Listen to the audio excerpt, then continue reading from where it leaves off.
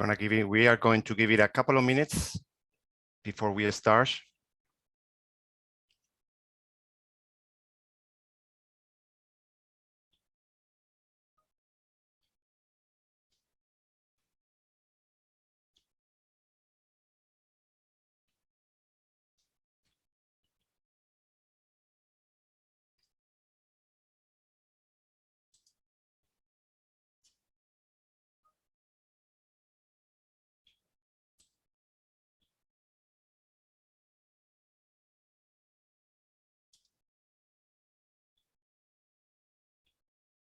Yeah, people are logging in. I'm going to give it 1 minute more before we kick off.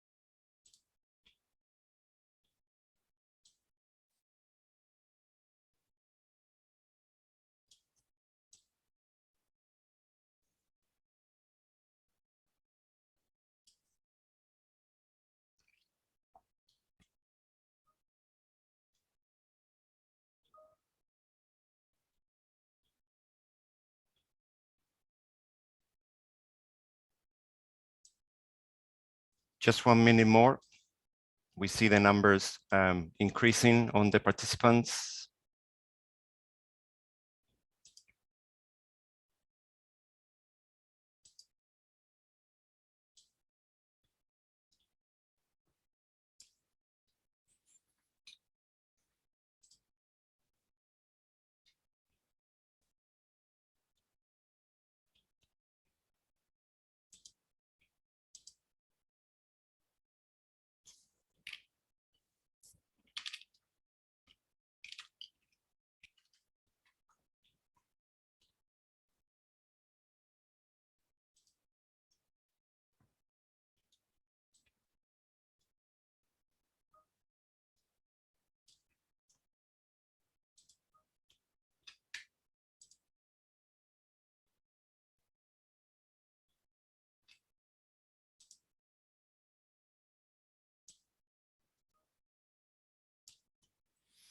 Okay, I think we're gonna kick off. I just have on my watch 9:33 Irish time, so 10:33 in the continent.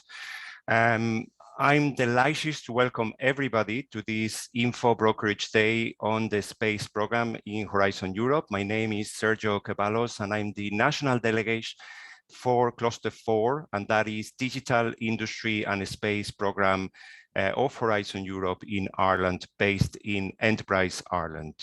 For those not familiar with Enterprise Ireland, we are the government organization responsible for the development and the growth of Irish enterprise in external markets, and that can be done via exports, innovation, generally internationalization of our indigenous industrial sector outside Ireland. Innovation is one of our divisions, and the network of national contact points and delegates to industrial relevant programs in Horizon Europe is based at the agency. I would like to welcome everybody to this event. I hope it's really successful in terms of the information session facilitated by the colleagues of the European Commission, but also in terms of collaborations and further success in the calls and the funding. The space program is part of Cluster 4 in Horizon Europe. And in relation to the results today, so you know, Ireland tentatively has retained approximately 75 to 80 million euro coming through Cluster 4 in the work program for 2021 and 2022. That represents just below 2% of the Cluster 4 budgets for those 2 years, positioning us above our targets. Very important to highlight that around 1/3 of that funding is going to Irish industry, making them more competitive, using innovation to update their processes and products. Example of successes in Cluster 4 are in the areas of, for example, raw materials, very prominent now with the new acts coming through, biomaterials, and generally digitalization of the manufacturing sector and sustainability. These are key pillars, as we all know, of the program. Now, I'm going to hand over to our MC of the day, our national contact point for space in Ireland, and that is Porrick Doolan, who will go through the logistics of the event. So with that, thank you and good luck. Porrick. Thank you, Sergio, and it's great to see everyone here, and I would like to echo my colleague Sergio's welcome to everyone. My name is Porrick Doolan, and I am the National Contact Point, or NCP, for space under Horizon Europe and Ireland, based here in Enterprise Ireland, Dublin. Now, I'm going to take less than 5 minutes of your time to introduce today's event before we kick off at 9:40 a.m. sharp. Now, the role of the NCP is a critical one in Horizon Europe proposals, and it's going to be explained in more detail by my Belgian NCP colleague, Thomas Chavot, later, who's one of our speakers. But one of the key functions is to provide assistance in partner search, and this is what we're doing here today. We're seeking to match potential partners and coordinators so that they can better prepare winning Horizon Europe proposals. If you're located in Ireland and seriously interested in a Horizon Europe submission, make sure you get in touch with us. Check out the horizoneurope.ie website to identify your appropriate NCP. Now, we hope you all directly benefit from today's event, make lots of useful contacts, and by working together can craft the winning proposals of tomorrow. Now, Ireland has recently had success in drawing down space funding from Horizon Europe. For example, in 2021, in the areas of telecommunications and 5G multiband networks, but also in the area of novel launchers, technologies, and operations. And we're actually delighted to have a speaker from that project, Danny Gleeson from Railtra Space Systems Engineering, who's one of our 12 pitch presenters after the coffee break. And Danny's going to outline their plans for future proposals. And just last year, Ireland had further successes in the areas of space safety, as well as energy management systems. And before we move to the agenda, I would just like to say that we have had incredible support for this event through the Enterprise Europe network. And I want to thank all our EEN co-organizers across Europe for their fantastic efforts in promoting today's event, and in particular, our in-house EEN expert, Anne Dooley. Now, Anne, if you wouldn't mind moving to the agenda slide, please. So we've got an outstanding lineup for you today, and we're going to stick very closely to the agenda. So first off, we have two fantastic European Commission speakers lined up, and I know the presence of the Commission is obviously a very big draw for everyone attending today. So starting us is Isabel Mais from the Directorate General for Defence, Industry and Space, and Isabel will speak for around 40 minutes to cover all the space calls. And she'll then hand over to her colleague Reinhard Blasi, who's the Market Downstream and Innovation Manager at the EU Agency for the Space Programme, who will present on the USPA actions. This will then be followed by a presentation from my NCP Wallonie colleague, Thomas Chavot, who will describe the role of the National Contact Point before we break for a quick coffee.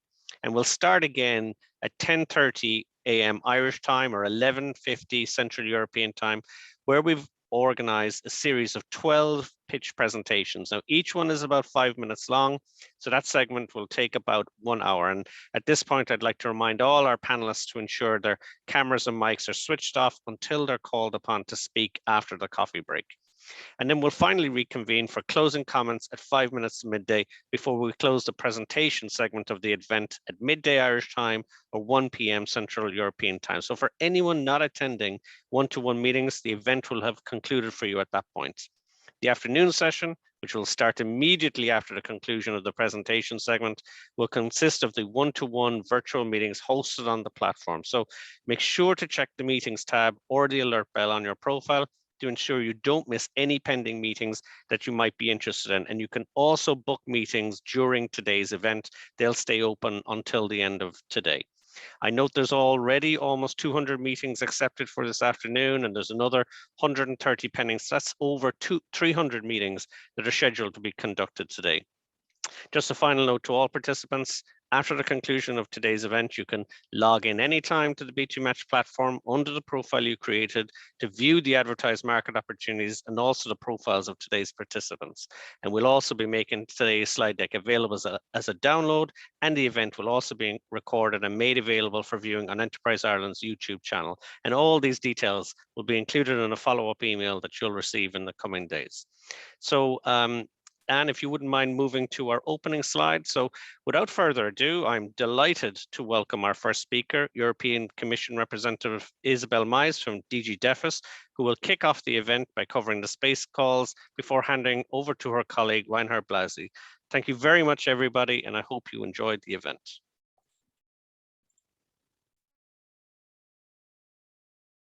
Yes, many thanks. Good morning, everyone.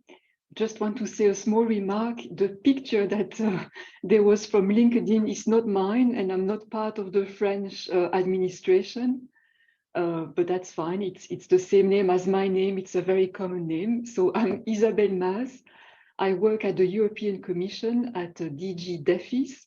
That's the part of the Commission in charge of space and defense. I'm in the space part. And indeed, I will take you through our work program for 23-24 under Horizon Europe. Next slide, please. Many thanks.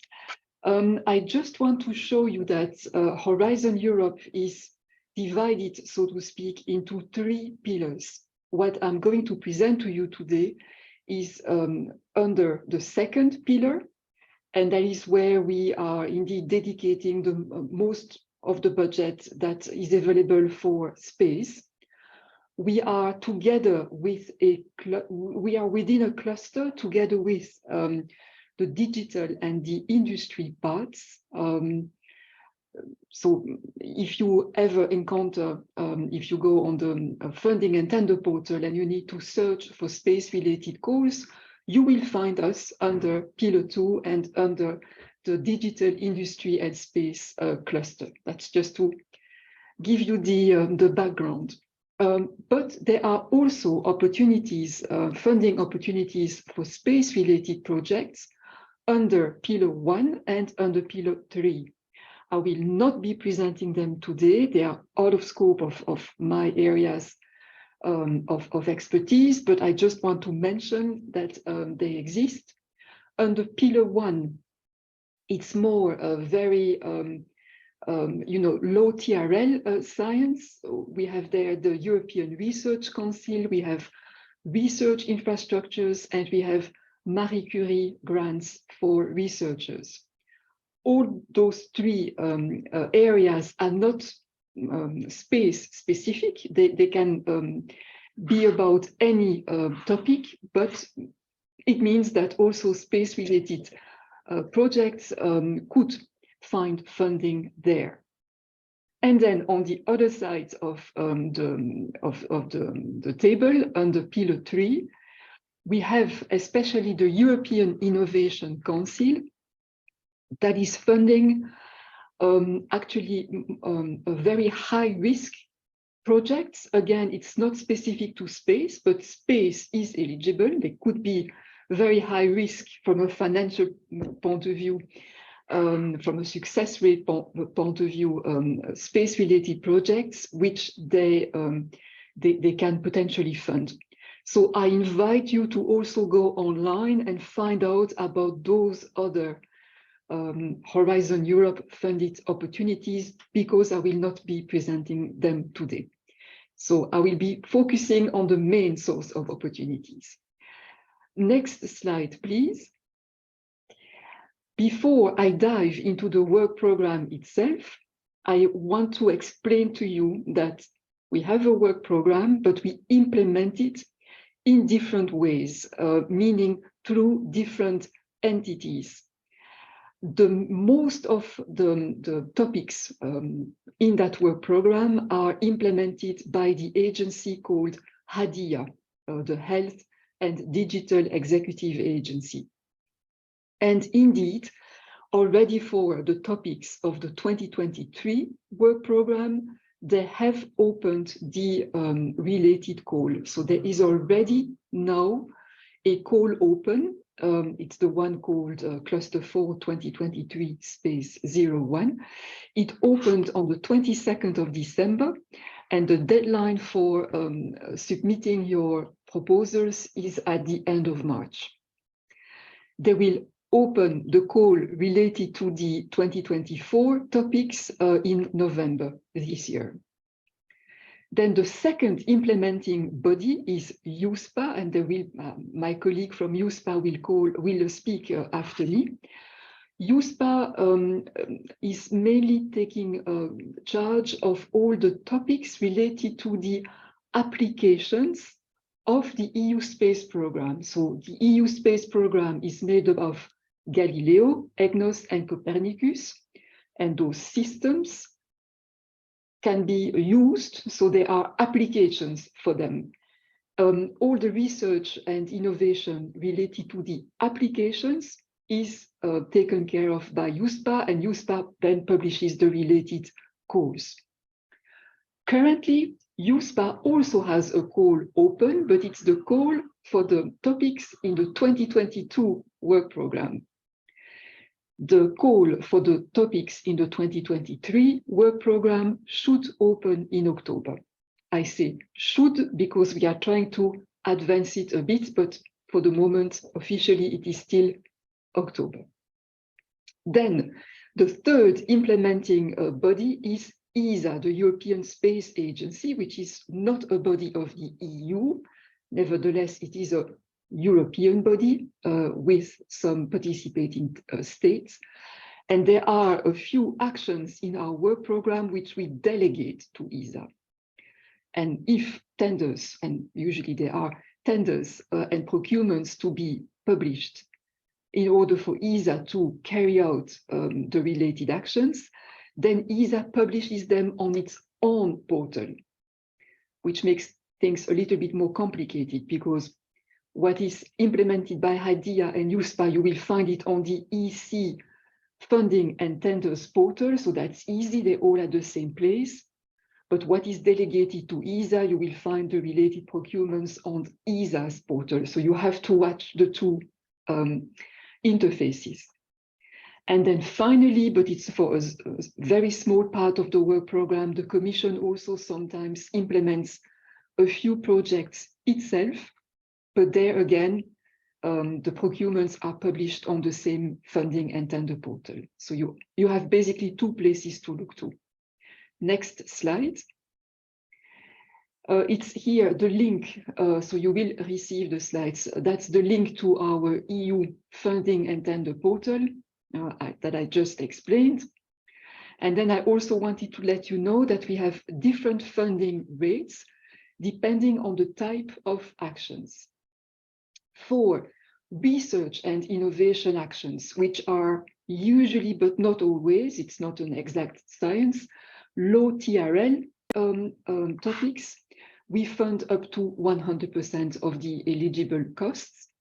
When it is innovative actions, which are usually higher TRL, closer to commercialization, we fund up to 70% of the eligible costs. And finally, when we have coordination and support actions, which are there to facilitate and support the other actions, the research and innovation or the innovation actions, we also fund up to 100% of the eligible costs. Okay, we can now dive into the actual subject matter. So next slide. That is an overview for 2023.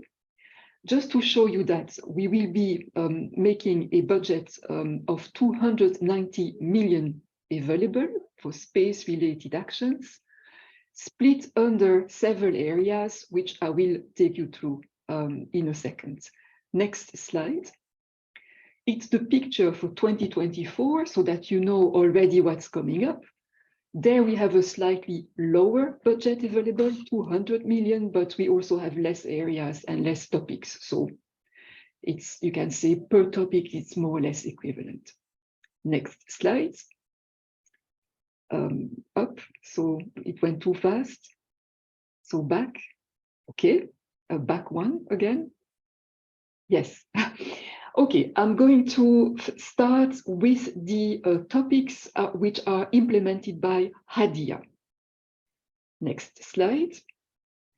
First, I will speak about the topics in the area of competitiveness. What is meant by competitiveness in the area of space? We are basically there striving to, and I would like the slide to be back one again. Voilà, thank you. So we are seeking to close the gaps that we still have in enabling technologies that would lead to significant cost and risk reduction in one, satellite telecommunications, including medium and small size satellites, two, in Earth observation with, for example, multi-sensor systems and in-space services, for example, assembly and reuse.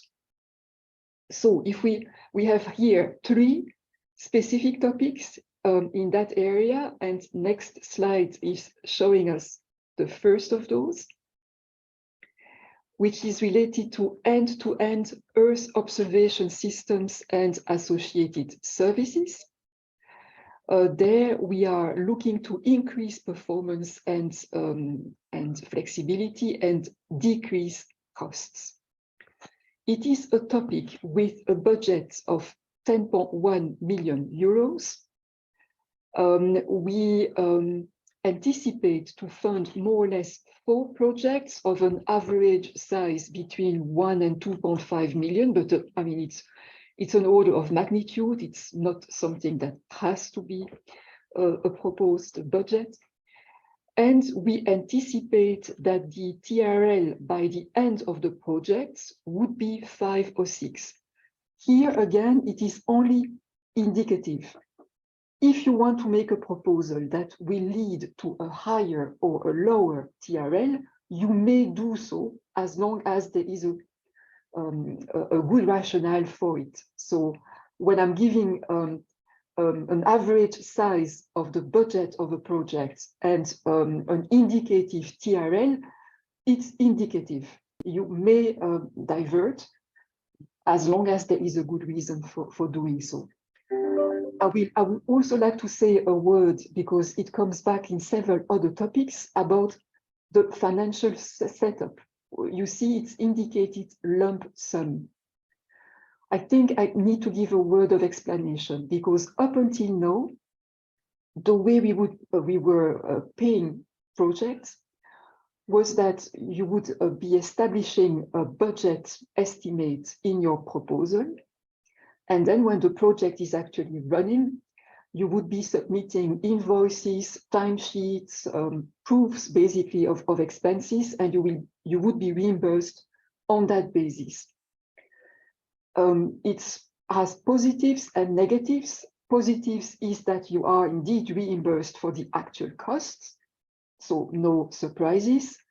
On the negative side, it's really a big administrative burden, both for you as beneficiary and for us, I mean, for the agency who has to perform all the checks. So it has been decided not only for space, we are just, it was imposed, that a certain amount of our topics will be managed in lump sum, which means that in the proposal, you will be asked to make a more detailed budget estimate, but then when the project is run, you get paid not on the basis of invoices, timesheets, and all the rest of it, but you get paid when a work package has been implemented. So each time a work package is implemented, there goes the payment that had been foreseen with it. Less burden, but it means that you need to be very careful when you do your estimates, because if the true costs turn out to be higher than what had been anticipated, there is no margin to correct. Vice versa, if you have been too generous in your estimates and it has been accepted and your true costs are lower, then obviously it is an advantage.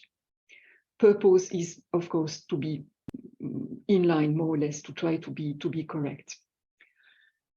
I will not repeat it again, but whenever you see lump sum, that's what it means.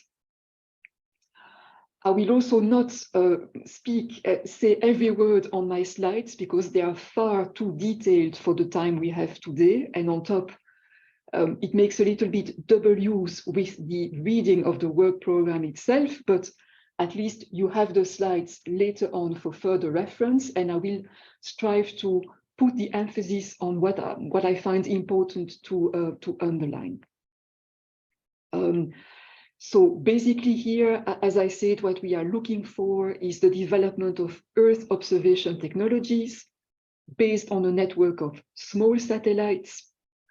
We are also looking for proposals linked to satellite data management and processing, including image processing, as well as to innovative technologies linked to artificial intelligence. One project does not need to cover all those three areas, but only one. That is each time very well explained in the work program itself, if everything has to be addressed or only one or two. In this case, it's only one of those three big bullets. We can move to the next slide. So the second topic under competitiveness is focused on our future space ecosystem and especially the enabling technologies that are behind. It's a topic with a budget of 15 million, and we expect to fund more or less 8 projects.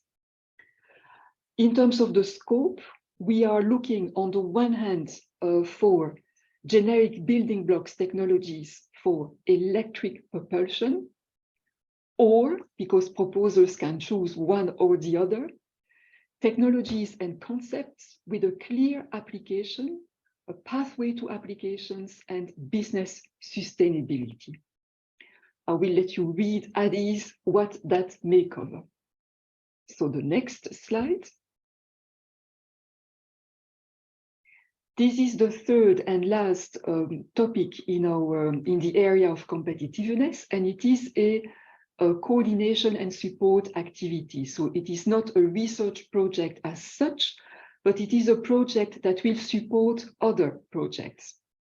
The budget is, of course, more limited. It's 2 million euro, and we will fund only one project because we only need one supporting project, quite obviously. The project will be doing things such as dissemination and outreach, contributing to international dialogues on guidelines and standards, especially in the area of in-space services. We'll also support decisions from the Commission regarding the programmation in the area of competitiveness.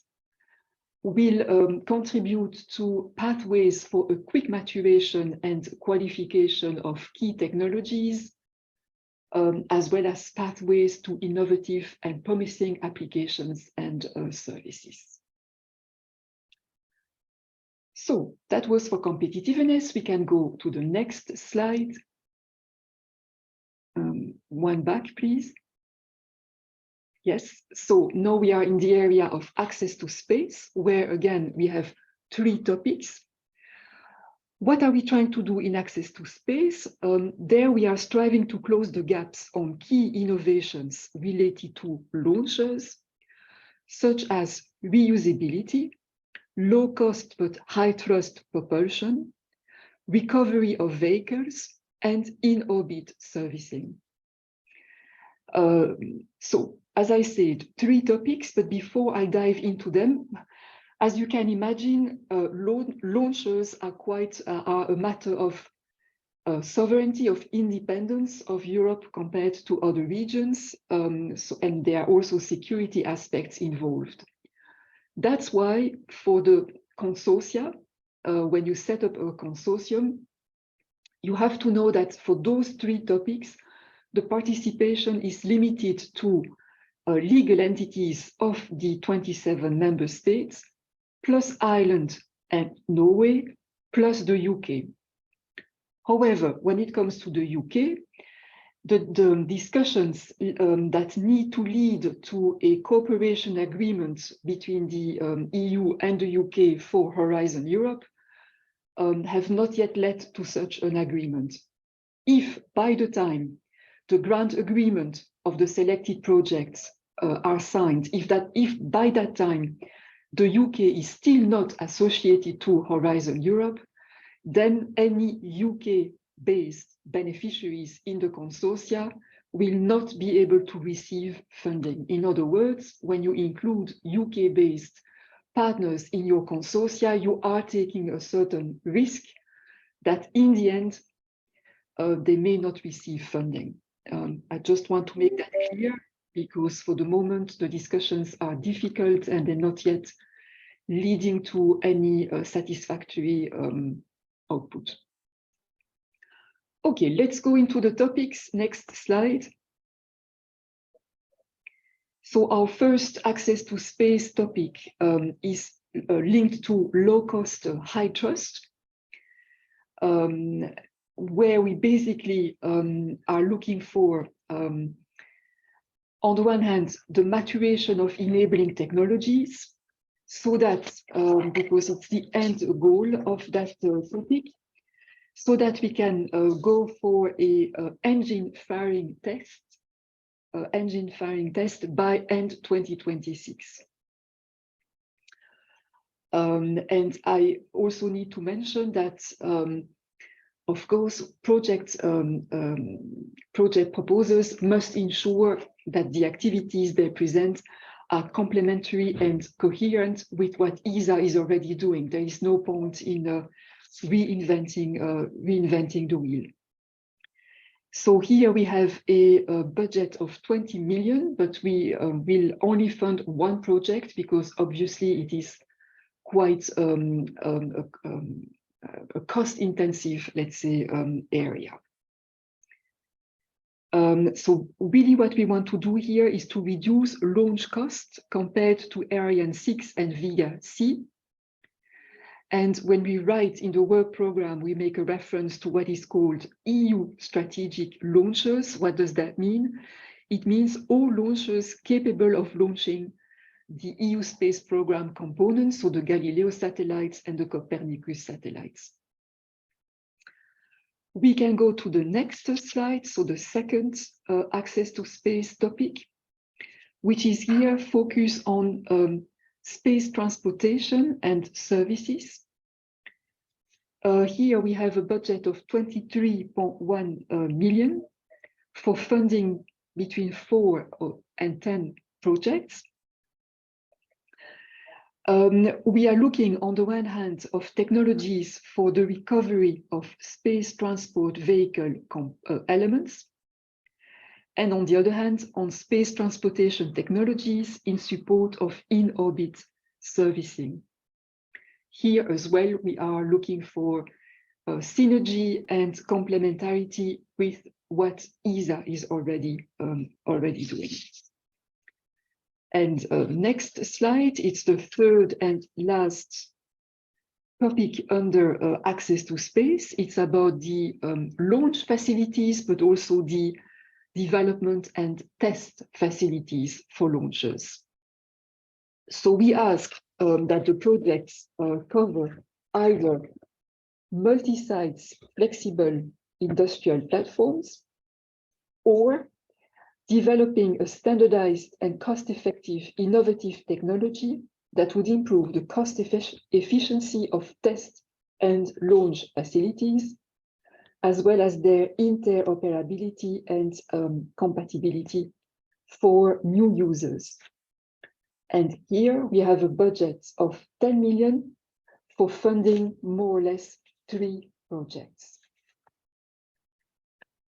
So that was access to space. Again, many more details in the work program itself, which I encourage you to read really line by line for the topics where you believe that you could have a good proposal to make. Next, let's go to the next slide. Up, please, so back. Yes, I'm going now to tell you about quantum. Quantum technologies related to space is rather recent in our work program. We started only in 2021. With quantum technologies for space, we aim to make big steps in disruptive technologies and to prepare a quantum space gravimetry pathfinder mission by the end of 2030. Indeed, there are strong indications that quantum technologies are expected to bring major advances in our space program and especially in Earth observation.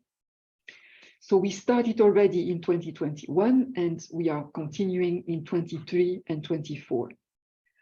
We have 3 projects again in the work program, the first 2 in 2023 and the third one in the 2024 work program, which is not yet, of which the call is not yet published. Next slide.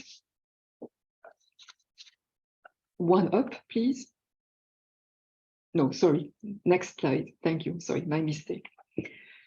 Okay, so the first project is about quantum communication technologies, where we are asking proposals to support the development of the Union Secure Connectivity Program, that is the RIS Square program that has recently been adopted, well, not yet adopted, but an agreement has been reached between Council and Parliament, because we want to have EU sovereignty and non-dependence in ultra-secure communication services based on quantum key distribution, so QKD.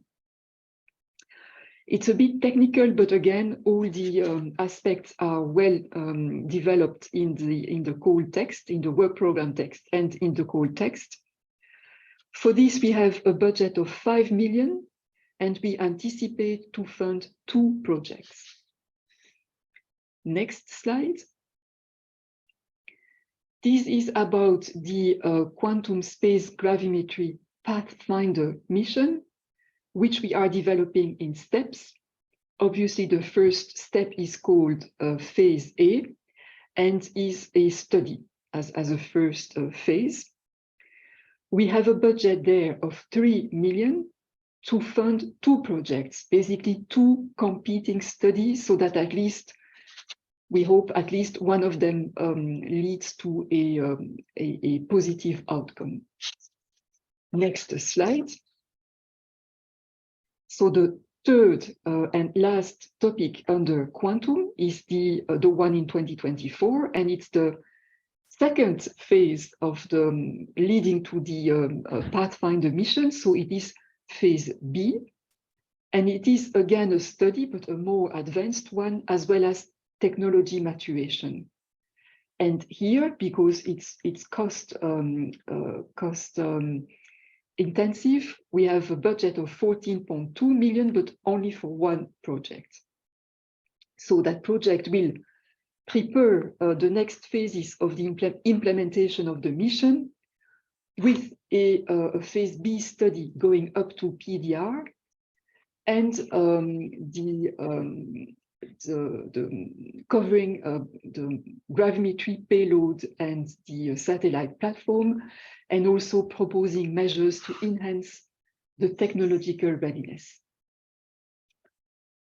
So that's what I wanted to say for quantum. Now we go to the 4th area, which is 1 slide up. Everything related to the evolution of Copernicus services. So Copernicus, you know, it's the Earth observation program of the EU. It's based on satellites, the Sentinel satellites, and Copernicus is already delivering a range of services. But technologies evolve and users' needs evolve as well. So we need to evolve those services. And that's why we have 6 topics in our work program. 4 in 2023 and then 2 in 2024 to evolve the different Copernicus services. It's well detailed in the work program, but on top we have also prepared and published a guidance document, an even more detailed guidance document, because again, it is rather technical. So next slide. The first topic is related to, in fact, different but related Copernicus services that we brought together in one topic. And one project may only, can only focus on one of the three services. So either CAMS, so Copernicus for Atmosphere Monitoring Service, or C3S, so Copernicus Climate Change Service, or CO2 MVS, which means CO2 emissions monitoring, verification and support. There we have a total budget of 8.6 million for funding more or less 3 projects, ideally 1 project for each of the 3 areas that I just described. We can go to the next slide, otherwise we won't finish on time. So the second topic is for the emergency management service. There we have a budget of 3 million, but for funding only 1 proposal. Again, for the sake of time, and given that it is rather technical, I will let you read all what is pertaining to this topic. Next slide. That is for the what we call the in situ component of Copernicus, so basically the ground infrastructure of Copernicus. So it's not directly related to a service which we want to evolve, but more to the on-ground infrastructure which can help evolve all the services delivered by Copernicus. We have a budget there of 2 million for funding 1 project. And again, I will let you read the details. Next slide. That is the last topic of 2023, and it is focused on the marine environment monitoring service. A budget of 5 million, again for 1 project of 5 million as well. And I will let you read exactly what we are looking for if you are interested in that topic. Next slide. So here we are in 2024 work program with, first of all, a topic linked to the land monitoring and to the water monitoring services. So a project proposal can focus, of course, on only one of the 2. So when it comes to land, we will be looking for innovative methods to integrate the current land products into land surface, land use and cover change. And the second area is to receive innovative methods and observations to improve the portfolio of the inland and coastal or shore hydrological satellite observation products. So one of the 2 areas. A budget of 4 million for funding more or less 2 projects, 1 per area. Next slide. That is the last Copernicus service related topic, also in 2024. It's the security topic, where as well we are looking for more or less 2 projects within a total budget of 8 million. And I will let you read the details. So we can move to the next slide, which is the 5th area. 1 slide up, 1 slide back. Yeah. So here in that 5th area, I have put together space science on the one hand and technological non-dependence on the other hand. We have 1 topic on space science in 2023. And then when it comes to technological non-dependence, we have a similar topic in 2023 and in 2024, but focused each time on a different set of technologies. So let's go to space science. Next slide. Here, it's a topic that has a budget of 10.7 million for funding probably 8 projects, so quite a lot, but of a relatively small size.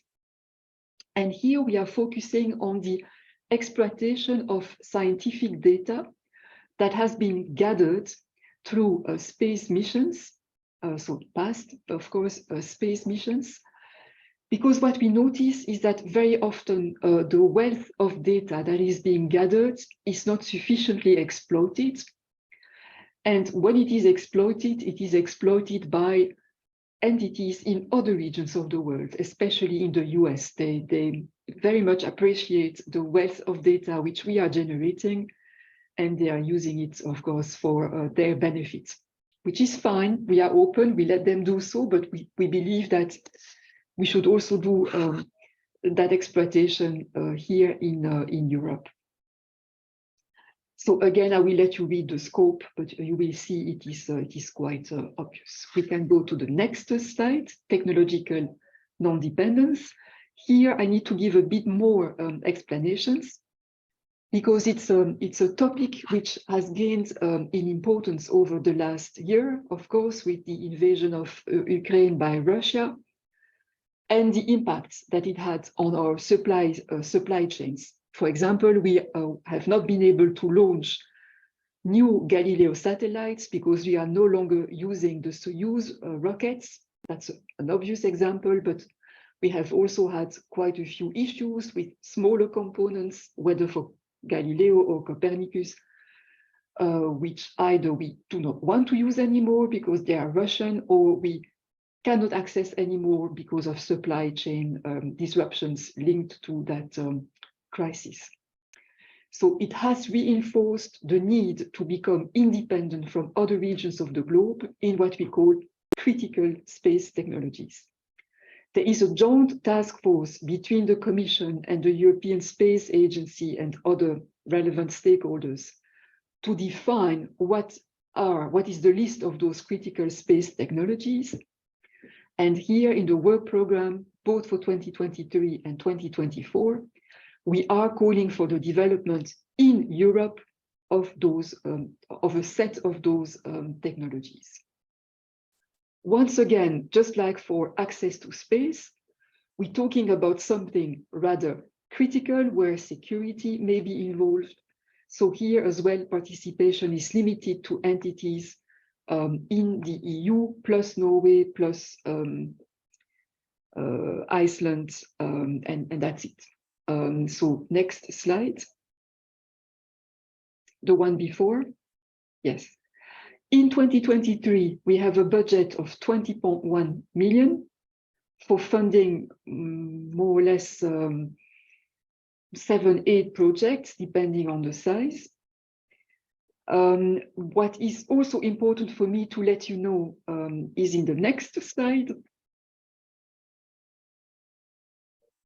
Well, that's the list of technologies for 2023. You can read that. Next slide.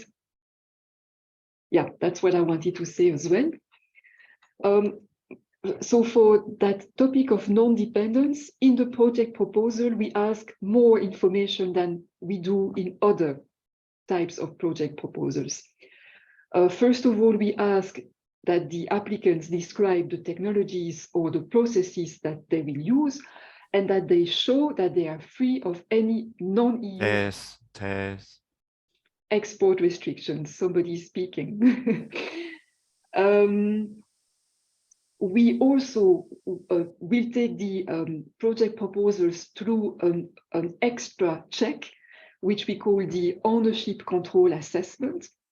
Basically, we will check based on, first of all, an assessment that you have to provide, that there are no entities that are controlled or owned or have access to the company or the entity in question that are coming from out of the EU.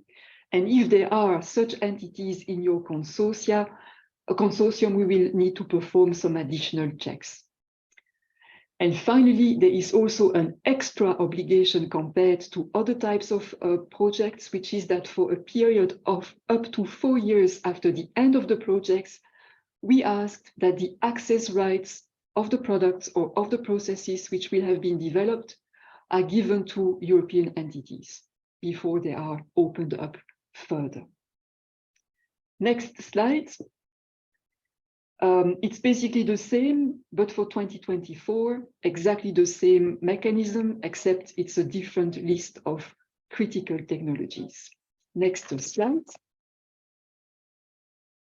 We go to the sixth area, which is related to space surveillance and tracking, where we have 5 topics, all of them in the 2024 work program. But those topics have already a pre-identified beneficiary, which is the EU SST partnership.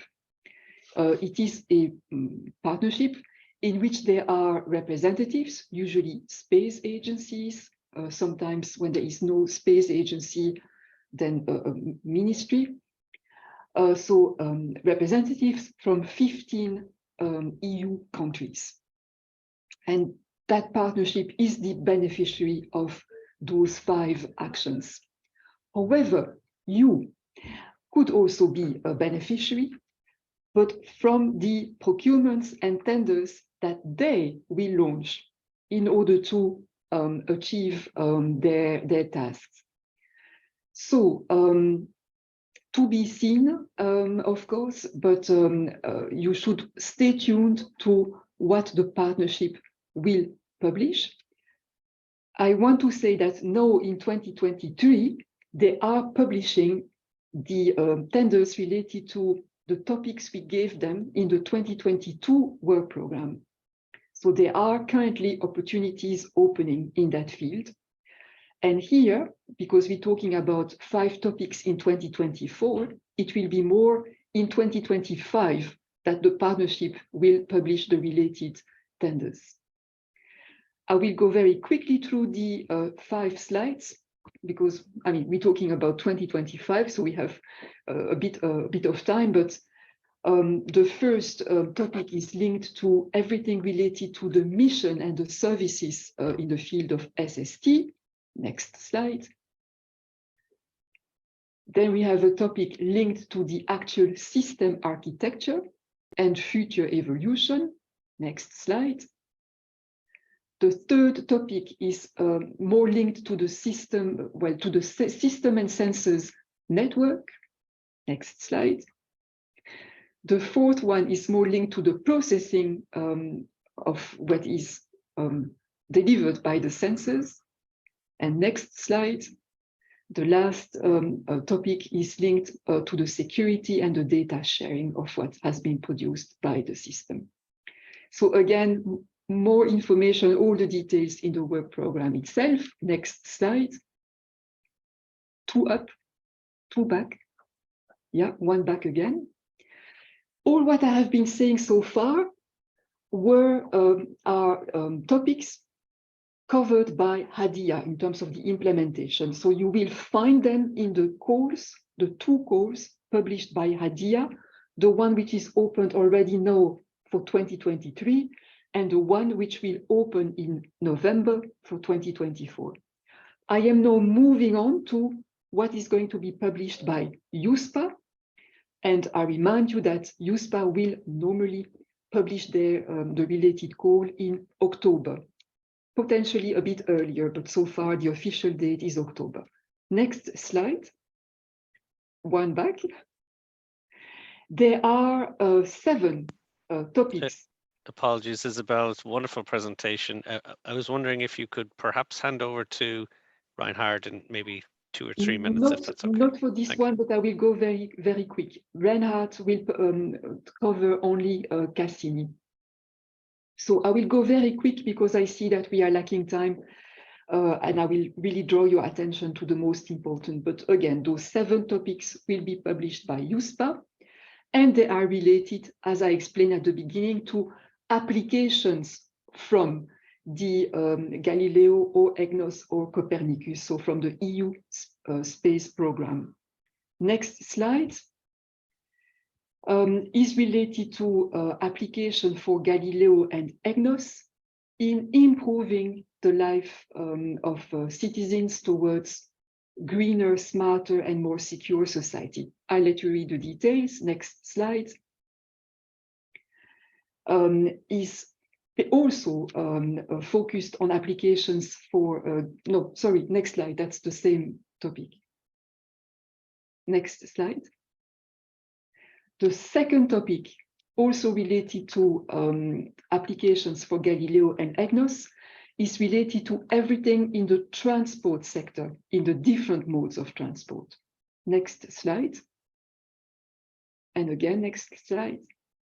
The third topic is related to applications for Copernicus, specifically for businesses and policymakers. Next slide. And again, next. The fourth topic is for the new applications, whether for Galileo, EGNOS, or Copernicus, but for use outside of the EU in partnership with third countries. Next slide. Again. The fifth topic, if I'm counting well, is related to the GovSatcom service. I will let you read. Next slide. Next slide. And then the last two topics are related to the PRS service. So it's rather specific. It's to be used by public authorities. The first topic is for building a user case. Next slide. And the second one is for establishing joint testing between at least 2 different countries. By lack of time, I cannot go into the details, but you have understood what it is about and you can read further. Next slide. Cassini. Cassini is our actions to support entrepreneurship in the space sector. The program is already running since 2021, and so we will be continuing to support it. I will not present it because it will be presented in 5 minutes by Reinhard, my colleague from USPA. So we can go to the next slide. One back, please. We are now entering the third means of implementation of our work program, basically what is delegated to ESA. As I told you at the beginning, it's ESA itself, the European Space Agency, who will publish the related tenders and procurements. My duty is that I get the information from ESA whenever they are about to publish a related tender or procurement, and I inform the delegations and the NCPs, who in turn can then inform you. So there is no pre-existing schedule of what ESA will publish when. So what I will briefly show you is what we are delegating to them. So what is it about? What are the procurements and tenders that they will launch will be about? Next slide. That is actually, we delegate first of all to them things in the field of space, weather, and near-Earth objects. So if you are interested in that, you will read further. Next slide. Okay, next slide. We also, of course, try to continue evolving our Galileo and EGNOS program.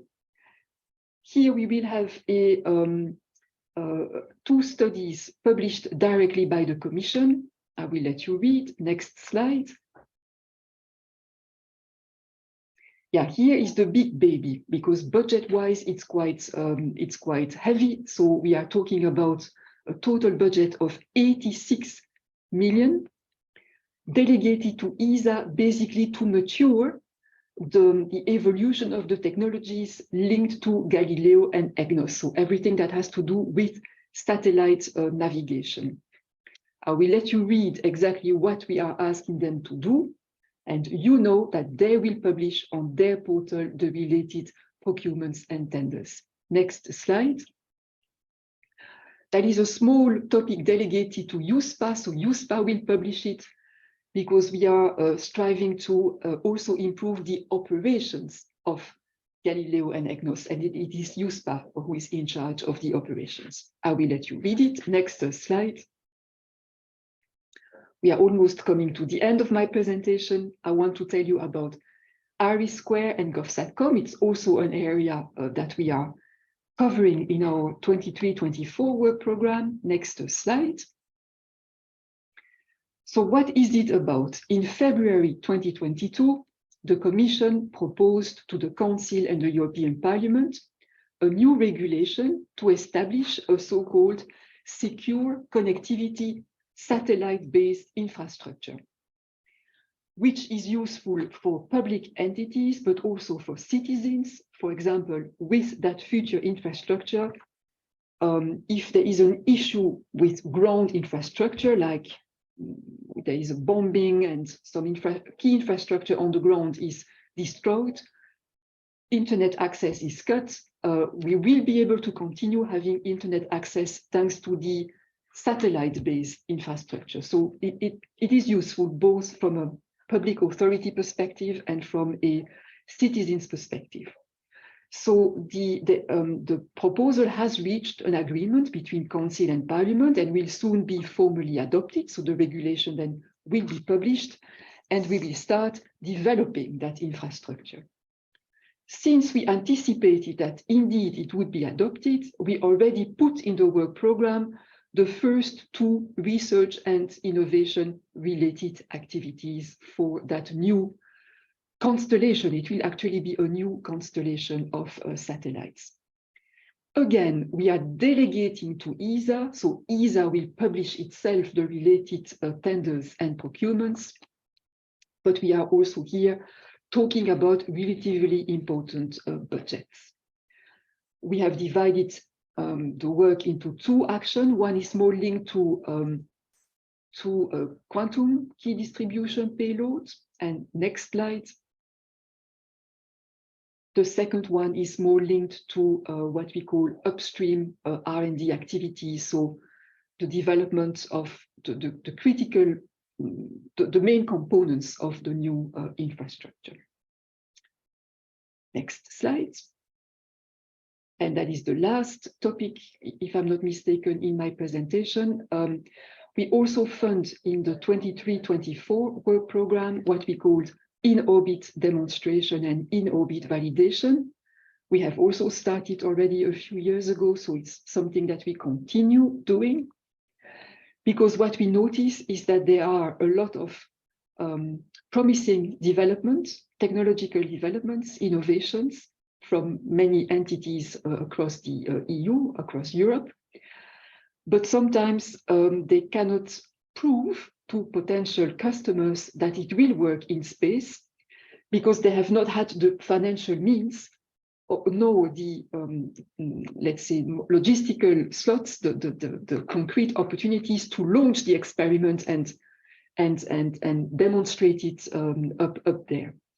So we are trying to bridge that gap by providing opportunities to fly, to launch and to operate, in fact, experiments.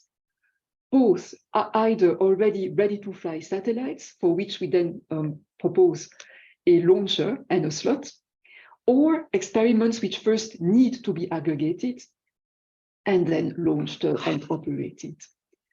I will not say more because that's the basic principle, and we publish regular calls for expression of interest for experiments to apply. But we also publish calls for launchers providers and for aggregators providers.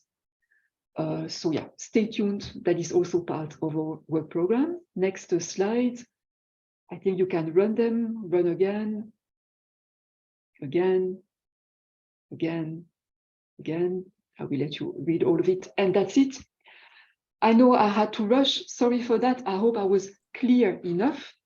I am at your disposal, of course, for information, even if your first point of contact is your NCP, but I'm also available. Many thanks for your attention. I stay tuned if you have further questions, and I pass the floor to Reinhard Blasi at USPA, who will present what I did not present, i.e. the Cassini-related actions. Many thanks. Hello, good morning, everyone. First of all, can you hear me? Yes. Very good. Thanks, Isabel. And indeed, EUSPA is kind of the operating arm of the European Commission of DG DEFIS, and we do a range of activities. some of which you will see here. We do much more. I would invite you to visit our website. There's many interesting reports, audiovisual material, insights, events, etc. A part of what we do is R&I, and amongst others, we do Cassini as part of the work program 23-24. What you can see here is basically what is coming up. Important for you to know, there are 3 different tracks we are looking for. We look for ideas. That means you have paper, but no prototype or product yet. Or you do have a prototype and you would develop that further into a product. Or you do have a product and you want to scale it up. You want to bring it to the market. These are the 3 tracks that are open for you. We talk about prizes. That means you win a prize, and then you use this prize to basically work on these 3 different types of activities. Everything we do falls under our EU priorities: Green Deal, digitization, resilience, etc. Don't worry too much about that, because basically everything that you might have in mind will most likely fall into one of the EU priorities. And of course, this is about innovation, new applications, and also all the social and socio-economic benefits linked to that. That's quite straightforward. We do have a bit of a special focus also on deep tech this time. You have heard a lot about quantum, so this is applicable also here, like artificial intelligence, extended augmented reality, quantum metaverse, etc. It doesn't need to be in this area, but there's a door open there. We do talk about a budget of 1 million, and now for the cutoff dates. One door has closed. This was last November for the idea submission. So if you have paper and you want to develop it into something real, there we will award 15 ideas, still open but not long, is the prototype track.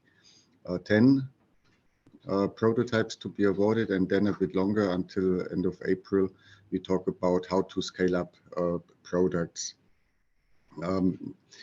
As a side note, this is part of other things we do.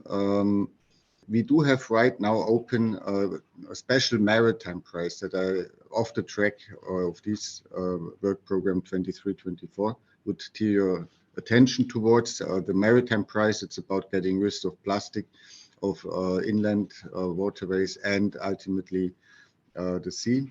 And it's open until early May. You will find more information on our website on that. If we move on. The Cassini Business Accelerator. This is brand new, basically. It launched yesterday. So it's exactly the right moment to check our website in order to get familiar with what this means. So here we look for companies, and this can be quite broad actually. Somewhat companies who do have ideas with services and data coming from the EU space program, any of the components. It can be new space, it can be established space, it can range from agriculture to aviation to what you can imagine. And it's also upstream and downstream. So as you can see, this is quite open in terms of scope. So what do we have in mind? We do have in mind in the Business Accelerator to basically train the companies to get fit for meeting venture capitalists, for example, or to sit with banks for loans. So it's a training. It lasts about 6 months, and after this 6 months, you should need to know and be capable to attract private funding. After this 6 months, you also have a ticket of 75K euros that should facilitate your further way. How can you do that? You have basically, you're open to choose any business accelerator across Europe. There are many. We have a network, and we talk about 2 batches per year. So now we have opened for the first batch. We have in mind about 20 companies, and the second batch later the year for another 20 companies. If we move on. Cassini hackathons and mentoring. So this is something that we do since a while.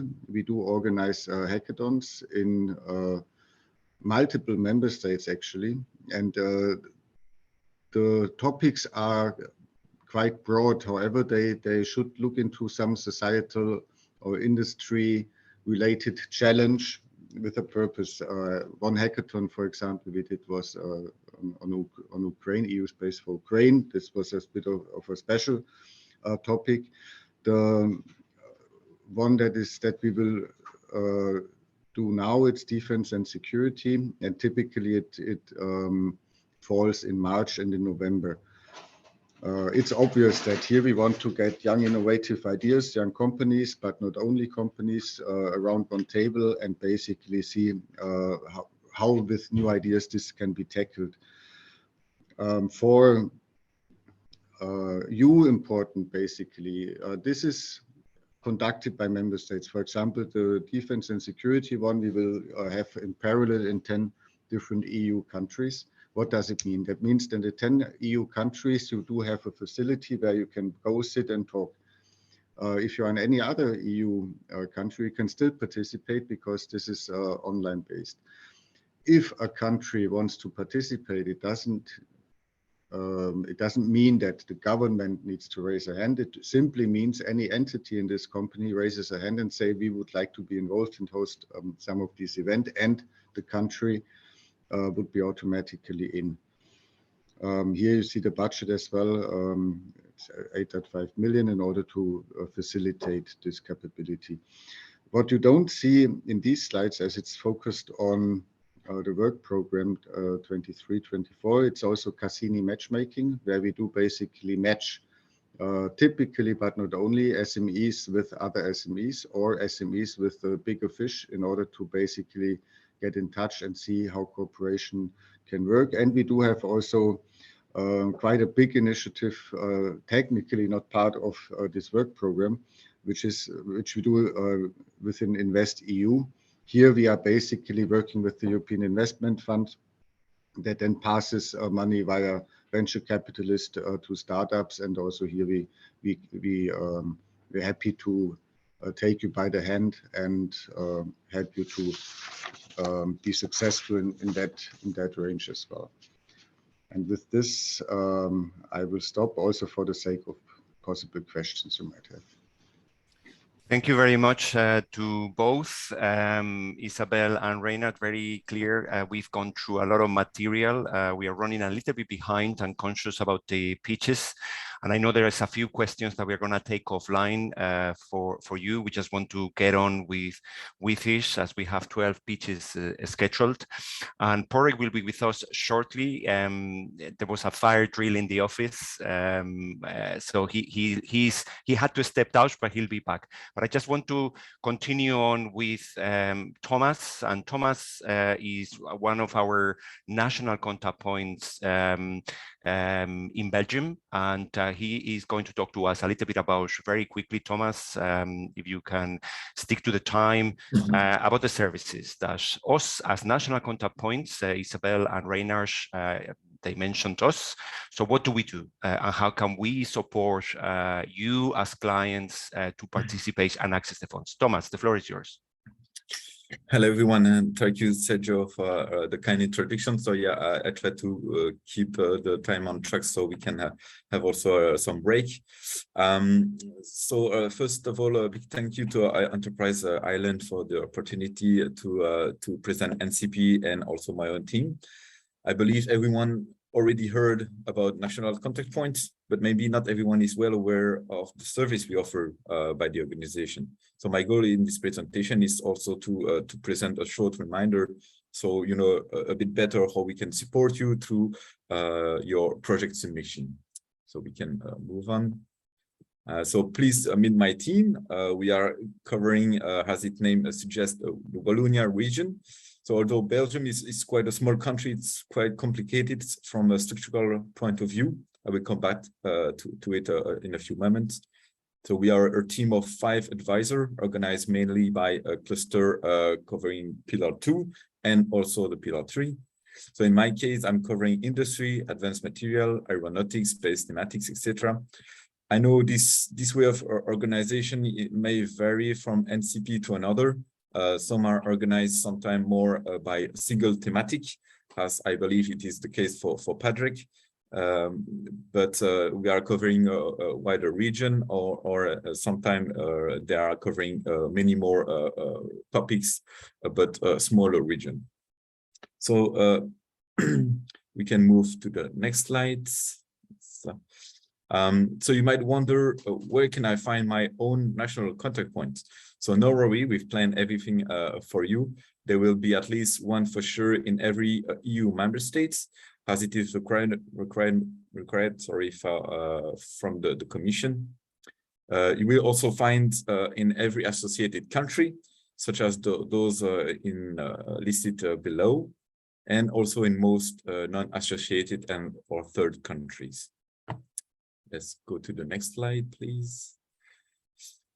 Yes, just here to check where is the most close by NCP. You may go on the Funding and Tender portal and you will be able to execute a NCP search by country or by program. You go to the next slide, please. Okay, so now let's move on to the many services NCP can offer you. They have been gathered into 5 flagship services.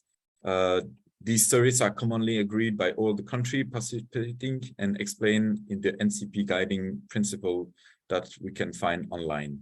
First of all, we have a mission of informing. Indeed, we are constantly relaying info days activities from the Commission or other relevant information. We have a role of signposting. We guide you through work program and help you to find the best match and most relevant opportunity according to your project. We have a mission of training. So on a regular basis, we propose various workshops, can be either on proposal writing, information session on legal finance, etc. We also do connecting tasks. So since Horizon Europe is mainly collaborative projects, we are dedicated to help you with your partner search. No distinction being made between researcher, industrial, or academic. Everyone can find his place in Horizon Europe. And this can be done either through our Enterprise European Network, or also thanks to the many brokerage events occurring over the year, or other via our NCP networks. Then we can reviewing. Reviewing can be either for your proposal, or either offering assistance on legal and financial check. I know also some NCPs, us included, also provide a reading check for your proposal.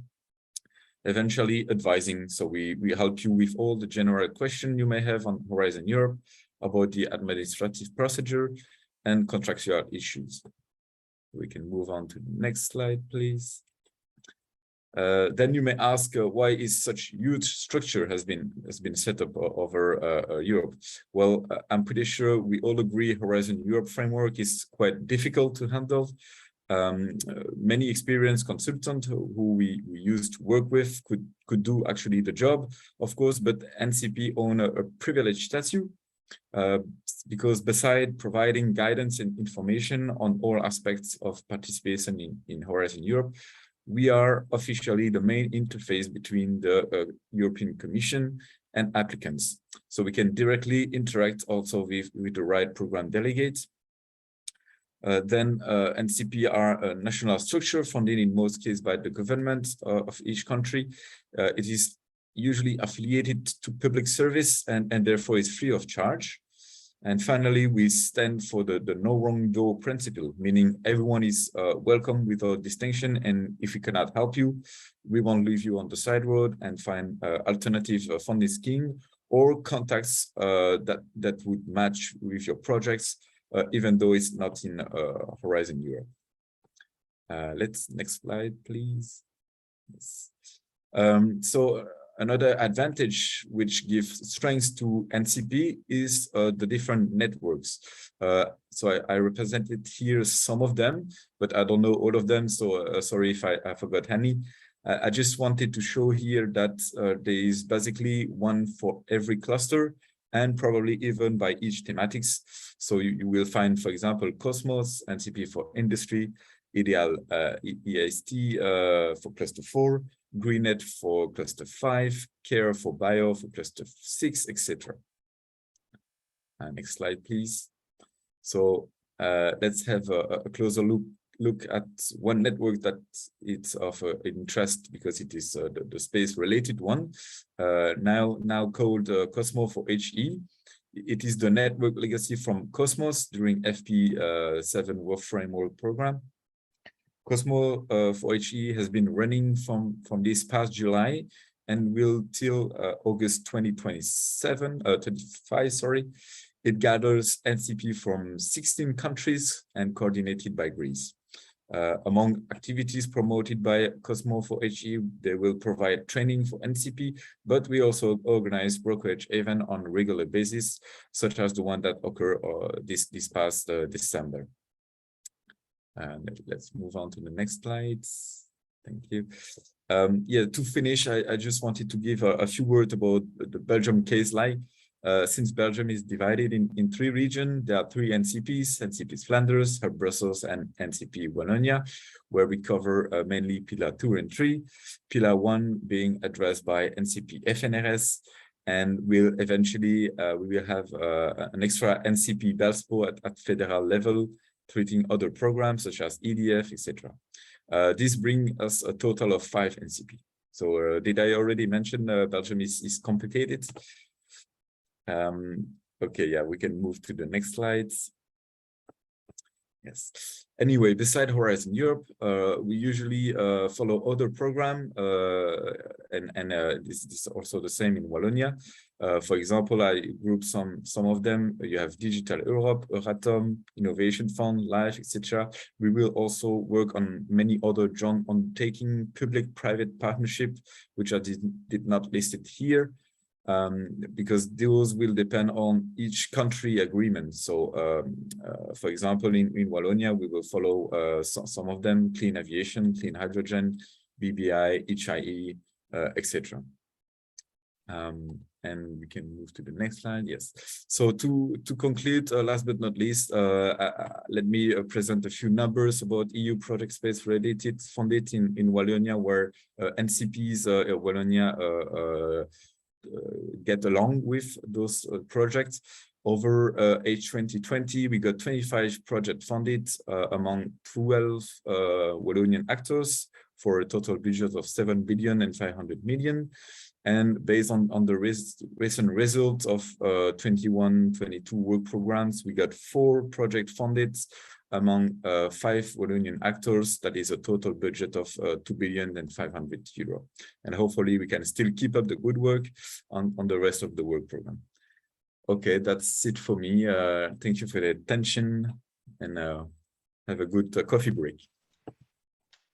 Thank you, Thomas, and thank you also to our commission speakers, Reinhard and Isabel. I have to apologize. We had a fire alarm here, the best laid plans of mice and men, so I had to leave the building, but thankfully my colleague Sergio was able to step in.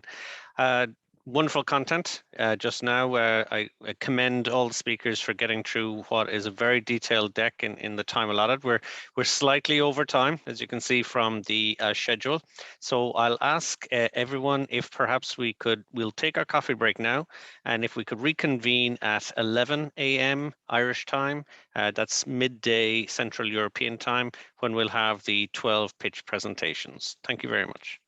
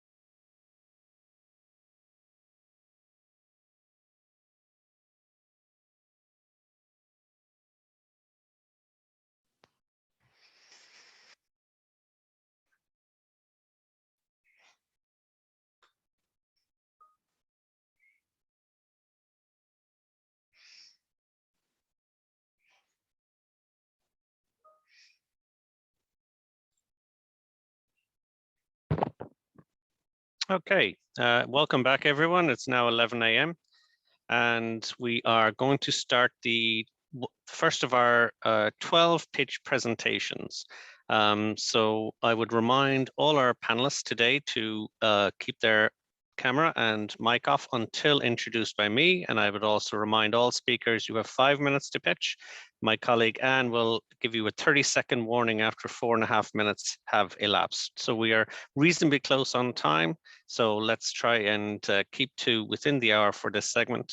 So with that said, I would like to introduce our first speaker, Cesar Garcia Berges, the Research Development Innovation Project Manager at Kinesis, to deliver his presentation. Thank you very much. Thank you very much for the opportunity to speak today. So Kinesis is a French company. That's the company I'm presenting today. We are a new space operator providing data connectivity service for the Internet of the Things with global coverage. Next slide, please.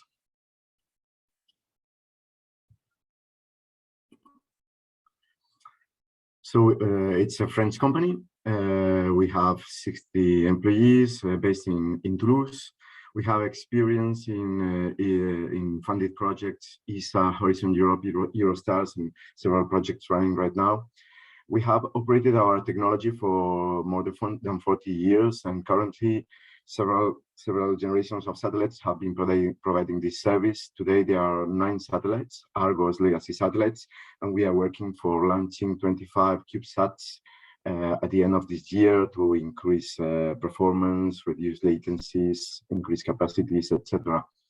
The project is totally funded. We fundraised 100 million 2 years ago for the new constellation, and more than 20,000 devices are currently active worldwide. Our connectivity is for the Internet of the Things. The characteristics are miniaturization. Here you can see a picture. The modems are very small, 2 centimeters by 3 centimeters, and this is very easy to integrate with a serial port.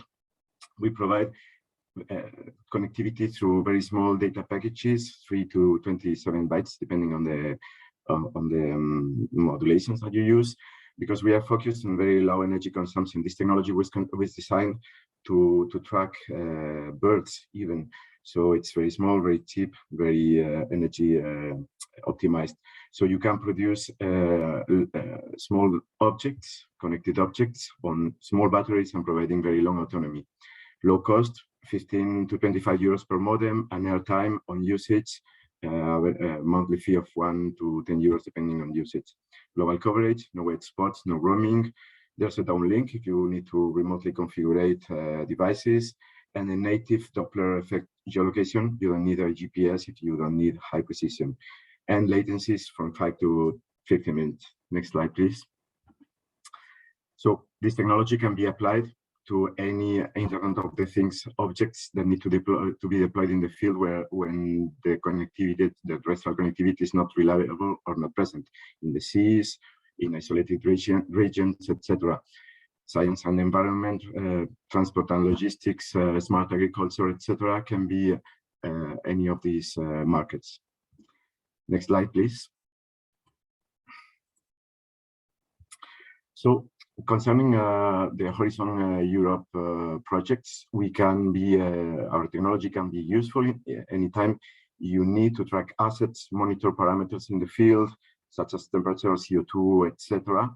And concerning the cluster 4 and the topics that you are discussing about today, we can be complementary, for instance, to Copernicus with in situ data collection devices. So when you need to complement the Earth observation data with in the field detection and alerting to trigger Copernicus-based analysis or interventions, actions in the field. So for instance, concerning emergency management, we are currently working in a forest fire detection device. Earth observation can provide tendencies, risks, measure the wind, expected wind, etc., wherever. But in the end, if there's a fire, a device in the field that can be easily produced and deployed will be the one to alert within a few minutes and complement the service to protect the nature. Same thing about environment monitoring overseas, wherever. Security, you can monitor the borders, etc. And also the Copernicus in situ component regarding calibration and Copernicus data services. Next slide, please. We are also interested in the end-to-end observation systems associated services, because we could be used as a link for Earth observation satellites to the ground stations to reduce the latency for the services. And yeah, well, I don't have much more time. Thank you very much. Thank you, Cesar. I would now like to introduce Lee Barry, the Director of Operations at Veratus, who will talk through his pitch. Hi, my name is Lee Barry, and I'm with Veratus. Veratus is an Irish company. It's been around in one form or another for 20 years, but became spun out from the University in Cork 3 years ago. Our area of operation is in radiation sensing, as in ionizing radiation, gamma rays. And we have a pretty good and long track record working in the space area. So what we make is a specialist form of FET, the most commonly made machine in man's history, but this one happens to be able to detect radiation.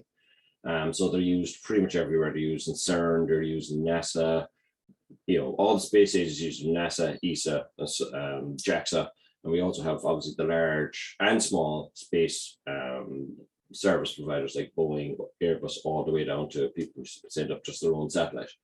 At last count, we've well over 100 space customers using these devices. Our main area obviously have been working in the past with the European Space Agency, and we're currently completing an Artemis project with them. And we're now looking towards putting together a new project based on enhancing the offering of our parts. Our parts come in 3 levels. There's basically the FET itself, which people can take and integrate into their own electronics. If required, we also serve modules whereby people can take the module design we have, check the radiation on it, and done the design for them. And the final level is we can actually provide a reader as well, whereas they can provide both the sensor, the electronics, and the reader, and reuse them. And depending on the customer, they buy at various grades. So, for example, our latest one, I suppose, really has been have been on the Artemis launch, and we expect that there will be in all future Artemis launches as well. So, with that in mind, can we go to the next slide? Yeah, we looked at both calls, and really what we're looking into what we will be doing is putting in a proposal under the Space Technologies for Non-Dependence. Essentially, at this point in time, Veratus as a European company is a world leader in these sensors. All the international space agencies use ours purely because they're so small, they're well space proven, and they have very low power. So the next step for us is to increase its selectivity and its discrimination. So we're looking where we have identified partners. So if anyone else thinks they could help with us on this, in the sense that we are putting together, it'll be a new module, we'll be upgrading the semiconductor, which is really what we're bringing to it. But we will also then obviously be getting that part ready for space. So we're going to be using people to space qualification, electrical test, manufacturing and assembly to put this module together. So that's the kind of people we are looking at cooperators and bring in this consortium. And as I said, we are anticipating putting in a proposal under the CL4 Space 72 call, which will be closes at the end of March. Next slide. So this is what they look like. As we have potential partners identified for all of it, but we're always interested in hearing from new people, or if anyone better still can feel they can bring something extra. So as I said, we're working with foundries, we're working with test companies, we're working with irradiation companies. All of those are required to bring it from basically our idea through the silicon and finally onto the modules that we put into the typically satellites, where they're used basically for trying to monitor the astronauts' health, or they're monitored to use to monitor the satellite itself's health, or finally they tend to be used for some space and research experiments. Typically they've been used up to now in low Earth orbit. So this project would basically enhance its capabilities to make it even more suited to geo and lunar and interplanetary missions. I think that's it. Is there one more slide? 30 seconds to go. Yeah, was that the last slide? Yeah, so there you are. There you have my contact details. If you feel you could, you'll be interested in working with us on this, just let me know. Thank you. Fantastically, thank you very much for that. Our next speaker is George Suchiu, the R&D and Innovation Manager at BEIA Consult International. Thank you. So, hi everyone. Maybe we can go to the next slide. So, BEIA is an SME. We started in '91, and we develop mainly telemetry solutions. We have offices in Austria, Belgium, and Romania, and quite good experience in R&D and innovation projects. So with a team of 80 people, most of us are engineers, and also in various programs, starting with FP6, FP7, and all the Eureka clusters, Eurostars, ERANET, and Horizon. We are actually coordinating the Horizon project called CRIS in the Cluster 4 Space program. I will tell some more details further on. This next slide. So we use different types of sensors, actuators. We develop, we integrate, we test them. Also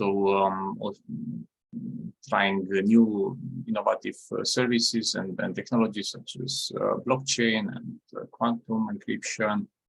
Also using different types of communication protocols, starting with 5G, also beyond 5G as well, and experience in some over 100 R&D and innovation projects and some 8,000 commercial projects. So next slide, please.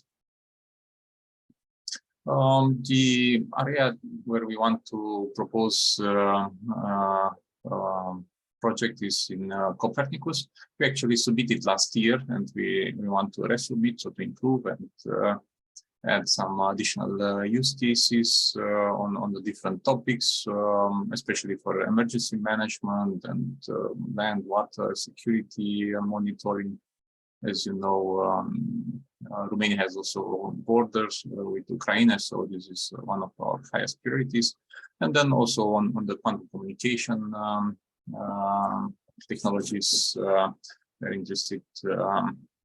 As I mentioned, CRIS is one of the projects that we coordinate.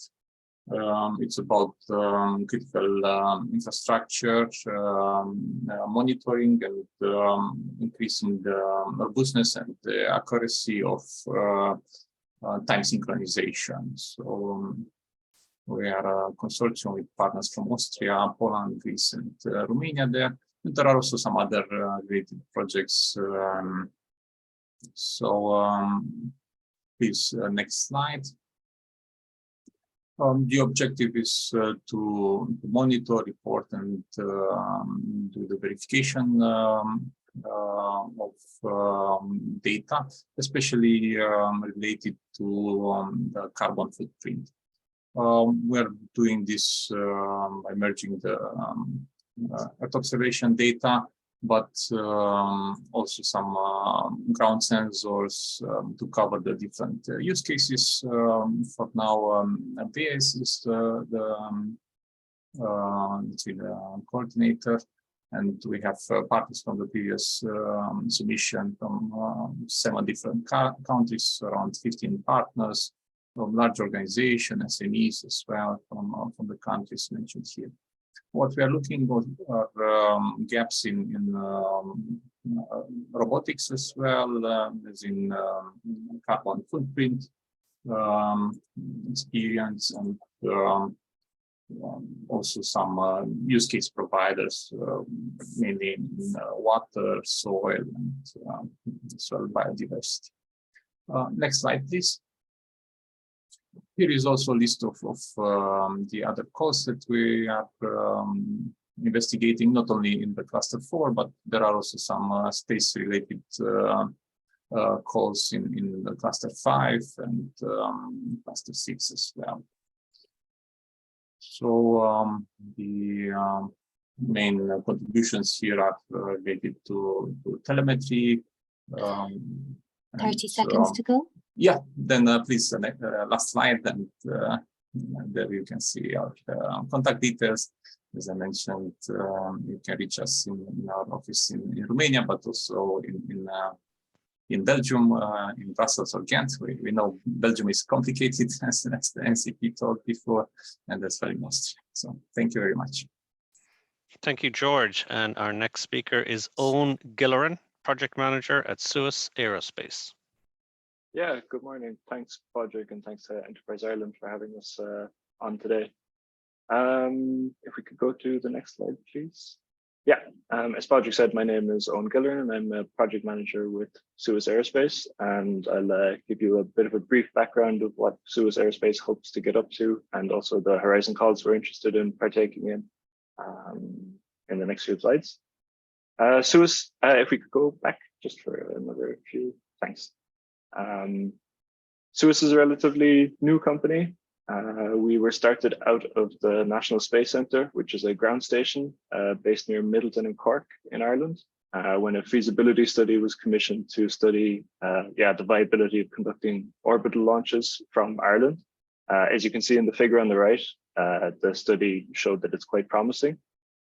We can reach polar orbits launching from the northwest and the southwest.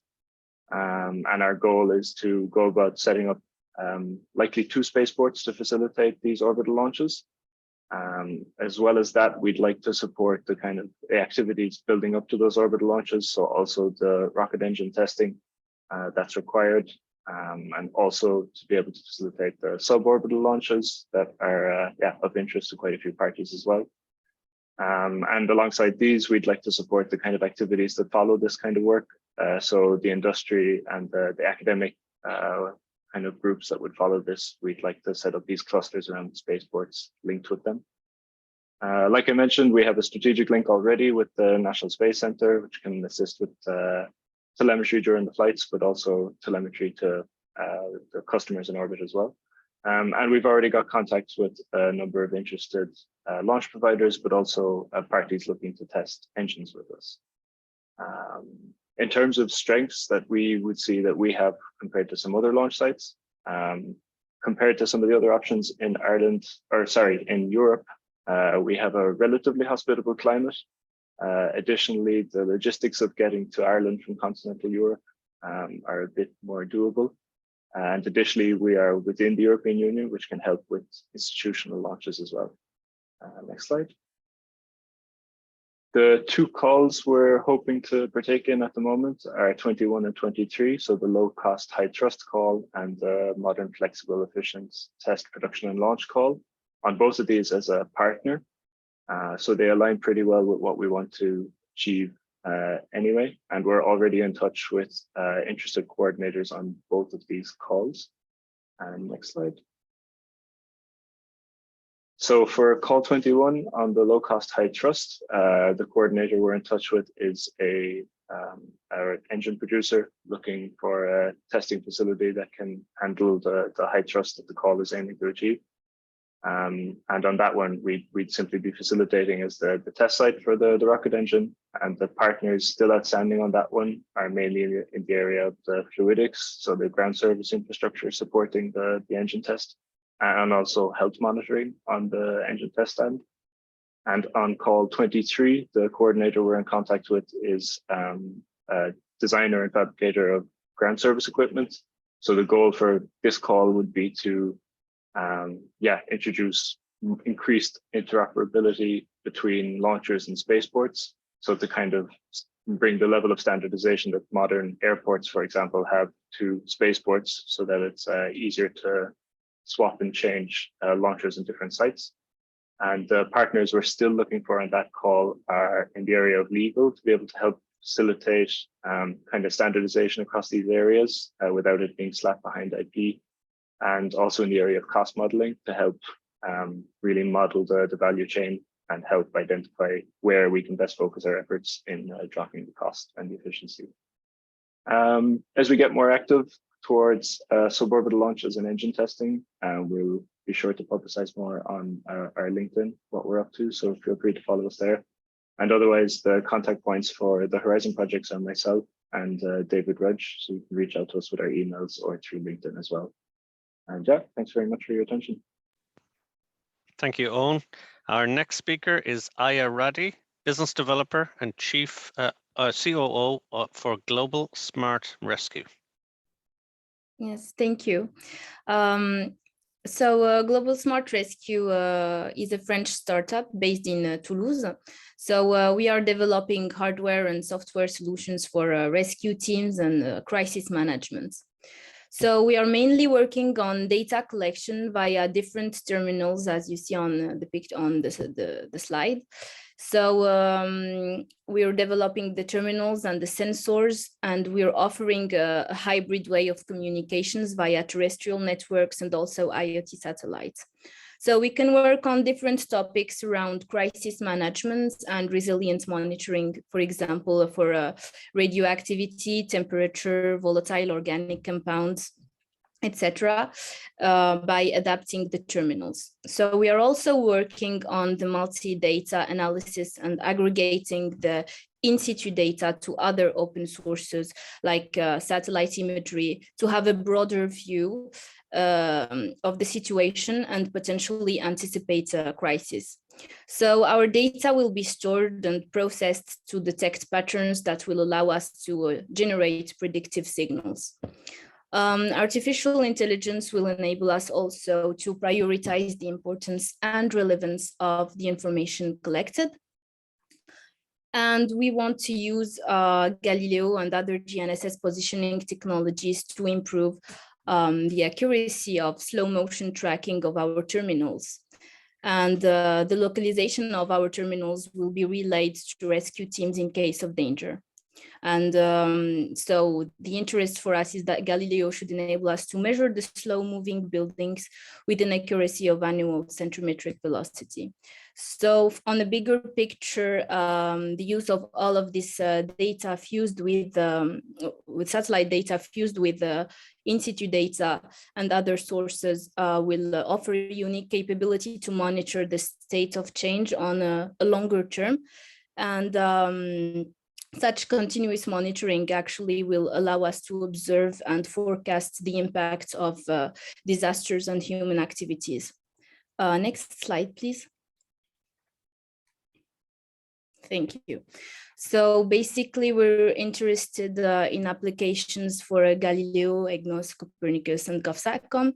And we have spotted these two calls, so GovSatcom service developments and demonstrations, where we can provide smart terminals and sensors to collect the data, communicate, and track. And the second one is public sector as a Galileo and Copernicus user. So we have initiated a few discussions with companies to build a project for crisis management and offer a tool, a software and a hardware solution for rescue teams. And we are looking actually for partners and European end users that could join the project, even though the end of the date is very soon. So thank you. I think my contact details are on the next slide, and you can contact me if you are interested. Thank you, Aya. Nicely under the time as well. Much appreciated. So our next speaker is Freddie Gabe. He is the Associate Professor and Dean of Engineering Faculty at Technion Israel Institute of Technology. Okay. Hello, good morning. Good morning, everyone. Thank you for having me here. I'm going to present this proposal. This is a joint work with Professor Avi Mendelssohn from the Technion. Next slide, please.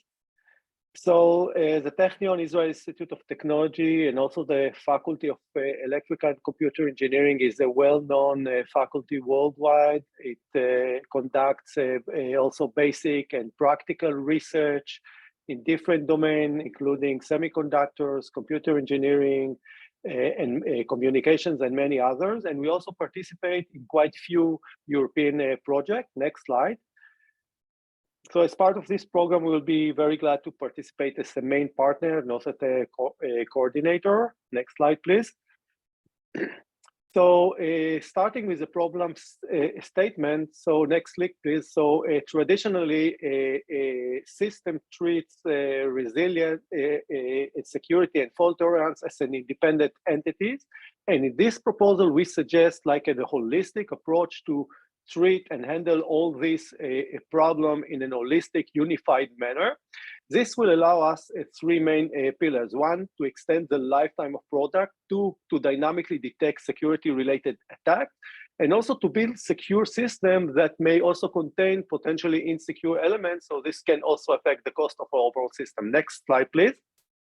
So in terms of extending the lifetime of product, we have found that a major reason for reducing lifetime of semiconductors is related to physical phenomena of electromigration and aging, which are both related to deterioration process of transistors and metal wires inside the semiconductors. We have two past prior studies that suggest advanced architecture that have been proven to extend significantly the lifetime of semiconductor products.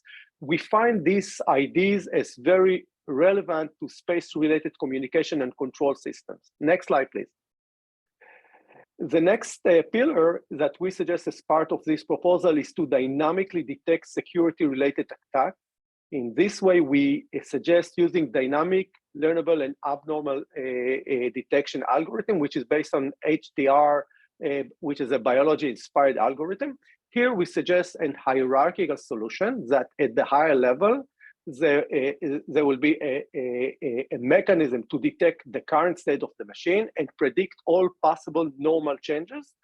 And this policy will be forwarded to the lower level, which is a local detection mechanism, which is fast and based on the policies that was given from the upper level that can control every unit at the lower level. And we suggest executing this learning mechanism together along with the deployment in parallel such that we can learn new normal and abnormal scenarios and also can use pre-knowledge on the system. Next slide, please. So in this slide, you can see an example of how such system acts. You have the global mechanism and you can see the local and control point. So at the device level, each component can react very fast and based on the policy and based on the limits that were provided by the upper level and can react very fast. At the global level, we implement the learning algorithm that require much more resources, much more power, but it's executed infrequently. Next slide, please. So last, we also suggest building a secure system that can potentially contain insecure system. For example, you can see here a system on a chip that can be built using an open source CPUs like RISC-V. We can establish here hooks that can help bypass, for example, hardware Trojan horses and other artifacts. One of the methods that we suggest is using 3-module redundancy and roll forward. In this example, you can see like 2 modules being activated and we partition the timeline into checkpoints. So as long as there are, okay, no problem. As long as there are agreement between the 2 modules, all good and we proceed. But once there are disagreement, as you can see here in T2 time point, we activate a 3rd module that can help conclude the right decision. And you can see here that we detect that task 2 is an incorrect decision and it is being rolled forward to the decision of CP3 of task 1. So we believe that these mechanisms are very relevant to the space area and the space domain. Thank you very much for having us and looking forward to collaborate. Thank you, Freddie. Our next speaker is Mark McCarville, the founder and CEO of Mindseed. Good morning, everybody. Thanks for your time. I'll be quick as I can. So basically, just an introduction. Mindseed is a consultancy company. We work with Irish and EU partners, and we develop proposals for EU and ESA projects. Most of our project work is ESA related, about 80%. We work with companies to help them develop ideas and then to develop the proposals and then to put those proposals through the funding mechanism. And we also provide then project coordination services. We have been very successful in that area for the last 12 years. And recently we began working with Space Exploration Limited. That's an Irish company who develop electro-optical systems and have optical ground stations in Ireland and Spain. And what we're interested in looking at is to see, can we explore the space surveillance and tracking market, particularly the USST elements. Currently, the guys in SEL have an observation station in Spain at 1,500 meters above sea level, where they operate one 1 meter class telescope, and they have 2.4 meter telescopes and 1.6. This can be used to track objects as it stands. They also have a 1 meter class telescope in Ireland. These systems can be used to address the space and surveillance tracking calls. And by working with Mindseed, we hope to be able to develop that further with partners. Mindseed have a very high success rate in the development of funding proposals. We have been working with ESA, as I say, for 12 years and have done 20 or more successful funded proposals. Next slide, please. So we want to look at the EU space surveillance and tracking support. We have the capacity within the companies at the moment because Mindseed also do work with machine vision, machine learning and telecommunications. And we merged with the guys in SEL to be able to put together a proposal that we could actually have the required resources to address some of the call requirements under the EU SST calls. As I said, the OGS optical ground station in Spain is there and is working. The guys in Space Exploration Limited have developed a proposal and model and a high-level design to be able to actually create a satellite system that has a 100 degree square view, which means that it could be worked with other stations at key strategic points to look at swathe sizes that could resolve objects at 150 kilometers down to 10 centimeters in size. So the idea is to actually address this emergent technology and be able to use this emergent technology to be able to actually get very, very, very high resolution imagery and be able to track these. What we're looking for, next slide please, is to get a sort of relationships with somebody who knows something about the EU SST system and the tracking algorithms. As we already learned from Isabel earlier, the EU SST is a sort of a pan-national body that works in this area, and we'd like to see, could we penetrate into that and potentially offer our services into that to develop this further, using the high-level designs that have been developed for the optical ground stations, and then using the skills that Mindseed bring in terms of machine learning and AI, and also then in the development of proposals that are successfully funded.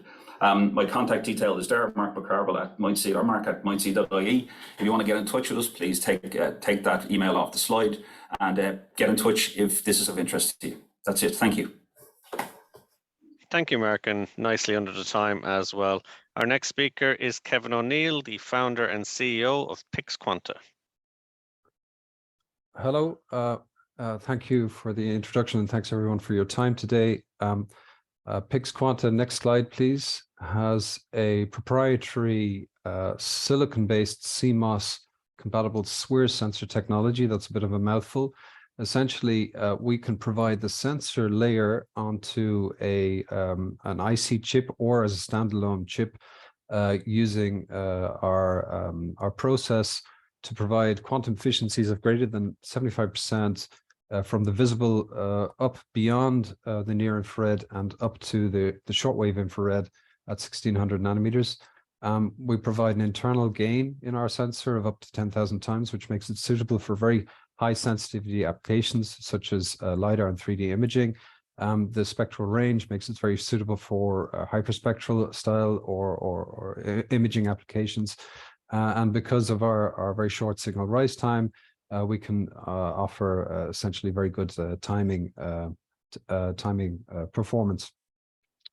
So we have a technology which can be used in a number of applications. Next slide, please. Which overlap very strongly with space, but we have also a very strong commercial focus. Our beachhead technology, if you will, is ADAS and 3D imaging for space, automotive and consumer markets, but we also are interested in projects that involve data telecoms to compete against 3.5 based semiconductor solutions like indium gallium arsenide, and of course extending the range of CIS cameras to beyond the near infrared into the shortwave infrared. Next slide, please. So we're a fabless company. We work together with a foundry partner. We use the silicon CMOS process with wafer sizes as listed. We can offer volumes which are in the pre-pilot to pilot stage, and our technology node is listed there. We have a very fast fabrication turnaround time and very short design cycle, which means that we can essentially provide very fast development cycles of 2 weeks in our process. Next slide, please. In terms of our technology positioning, we're well positioned against both high performing and high cost technologies like indium gallium arsenide. Also indium phosphide is included in this bracket, and also we're at the same low cost base as colloidal quantum dots or extended silicon or radar, but we offer a superior performance. Next slide, please. What we're looking for in terms of consortium is to join with what we call a readout IC partner. This would be an IC design and manufacturing partner that could provide at wafer level the chips onto which we would put our sensor layer, and also a system integrator to put the packaged receiver for whichever application into a system that could demonstrate the performance of the chip. And this is applicable to either 3D imaging, LiDAR, hyperspectral imaging, or even datacomms transceiver suppliers. So we're looking for partners to essentially further our technological integration aims using the available calls. Next slide, please. That concludes. My information is listed here, including my email. Please get in touch if you see any points of contact or synergies with what PixQuanta is aiming to do. Thank you very much. Thank you, Kevin. Great timekeeping there. Our next speaker is Danny Gleeson, the Chief Commercial Officer of Railtra Space Systems Engineering. Good morning, everyone. Danny Gleeson. Talk about Railtra Space Systems Engineering and our interest in these recent space calls from the Horizon program. Next slide. So just to let you know a little bit about Railtra. Railtra Space Systems Engineering, we're an Irish company. We're part of a larger company called Real Time Technologies, which is a manufacturing company based in Dublin. Electronic assembly in the high-tech area of space, aerospace, medical device, and automotive, but we're 100% dedicated to space. We design, develop, manufacture cost-effective space electronic systems, basically using COTS and cutting-edge technologies, and combining those with traditional high-rel or rad-hard approaches that deliver the most cost-effective and low-risk that meet the challenges set by our customers. One good example that you may recall was the launch of the James Webb Space Telescope back in Christmas 2021, and we provided the video telemetry system end-to-end from power source to transmitter, and including cameras and everything in between, that delivered those images from the upper stage of Ariane 5 for the launch of and release of the James Webb Telescope. It was an indication that we could deliver COTS systems at the highest level, qualified in a very short time scale, that met all of the requirements and challenges that were there with that particular mission. We already participate in an EU Horizon program, the SALTO consortium, that's developing the TEMIS reusable launcher system. Again, with respect to the telemetry system on that vehicle. Next slide. So what we're particularly interested in as a partner for under these calls is the New Space Transportation Solutions and Services, call 22 under cluster 4. We have an expertise as a system integrator of Cox Electronics and a really strong track record and experience in our both at the design level, manufacturing level, and integration level. And I've been involved in a wide range of launch missions over the years. We want to use the methodology we have with respect to using space, using COTS electronics. These are electronics that were never intended to fly in space or designed for space, but can be used and adapted and qualified for space systems. It effectively lowers the cost, it reduces the development schedule, it lowers the risk, and optimizes development budgets for new space transportation. We want to develop a project that's focused on that in a European context. We want to design, develop, and demonstrate those cost-optimized avionics suites for future space transportation systems. That's, you know, launchers, re-entry vehicles, and so on, and all the associated space infrastructure, using cost technologies, and also utilizing innovative AI systems in the manufacturing, assembly, integration, and test, and all the modern approaches to manufacturing that are available today, that will lead to first of all, a European space independence, but also a low-cost route to space access. So, next slide. The development of that project, we want to be involved either as a coordinator or as partners. We have all from design to manufacturing and tests in our ecosystem. We're looking for partners to fulfill the gaps in those roles. And I'm happy to speak to anyone who's interested in this particular area.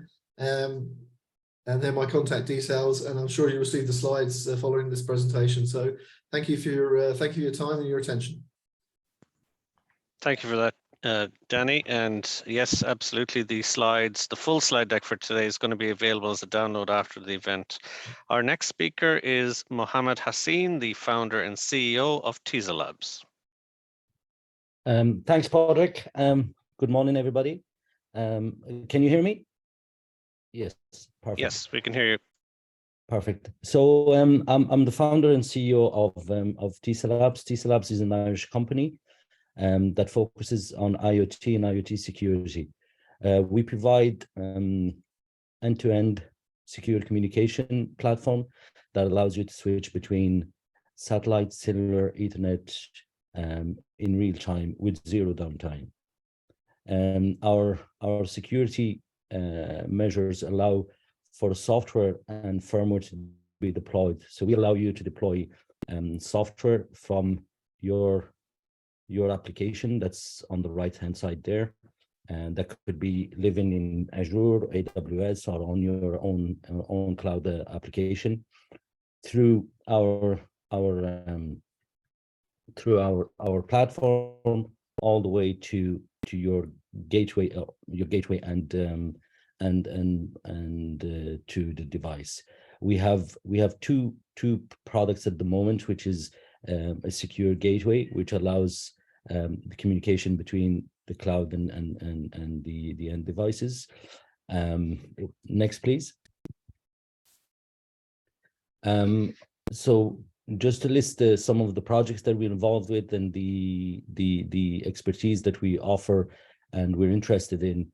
We have a secure satellite communication project that we're doing with the European Space Agency to implement hardware security. So in order to secure those IoT devices, which are left to intrusion and into malware, etc. So we allow for the communication to be secure and to be encrypted and signed end-to-end from your device all the way to the cloud and vice versa in both communications. And that's where we're we're concluding with this project is to be able to implement hardware security rather than software security that can be tampered with.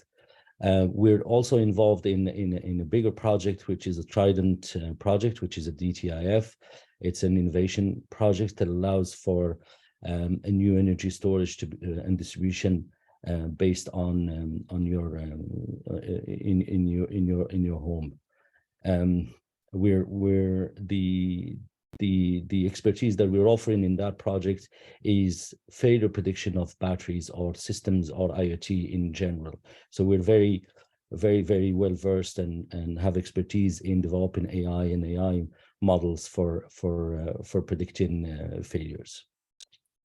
Some of the projects that we worked on previously, fish farm water quality monitoring that we were involved with to track the data. So that was using LoRa communications between devices to the cloud, to the gateway, and then from the gateway to the cloud. And it's all done without power. So it's all powered by solar panels, etc. So we've been able to implement the hardware and software for those for that project. And forest harvesting management. The aim of the project was to collect data from harvesting machines. Some of those machines are in areas where satellite communication is available, but cellular is not always available. So the goal was to implement a packet encoding that reduces the packet size, and also to sign the messages to be able to get those messages back at your application.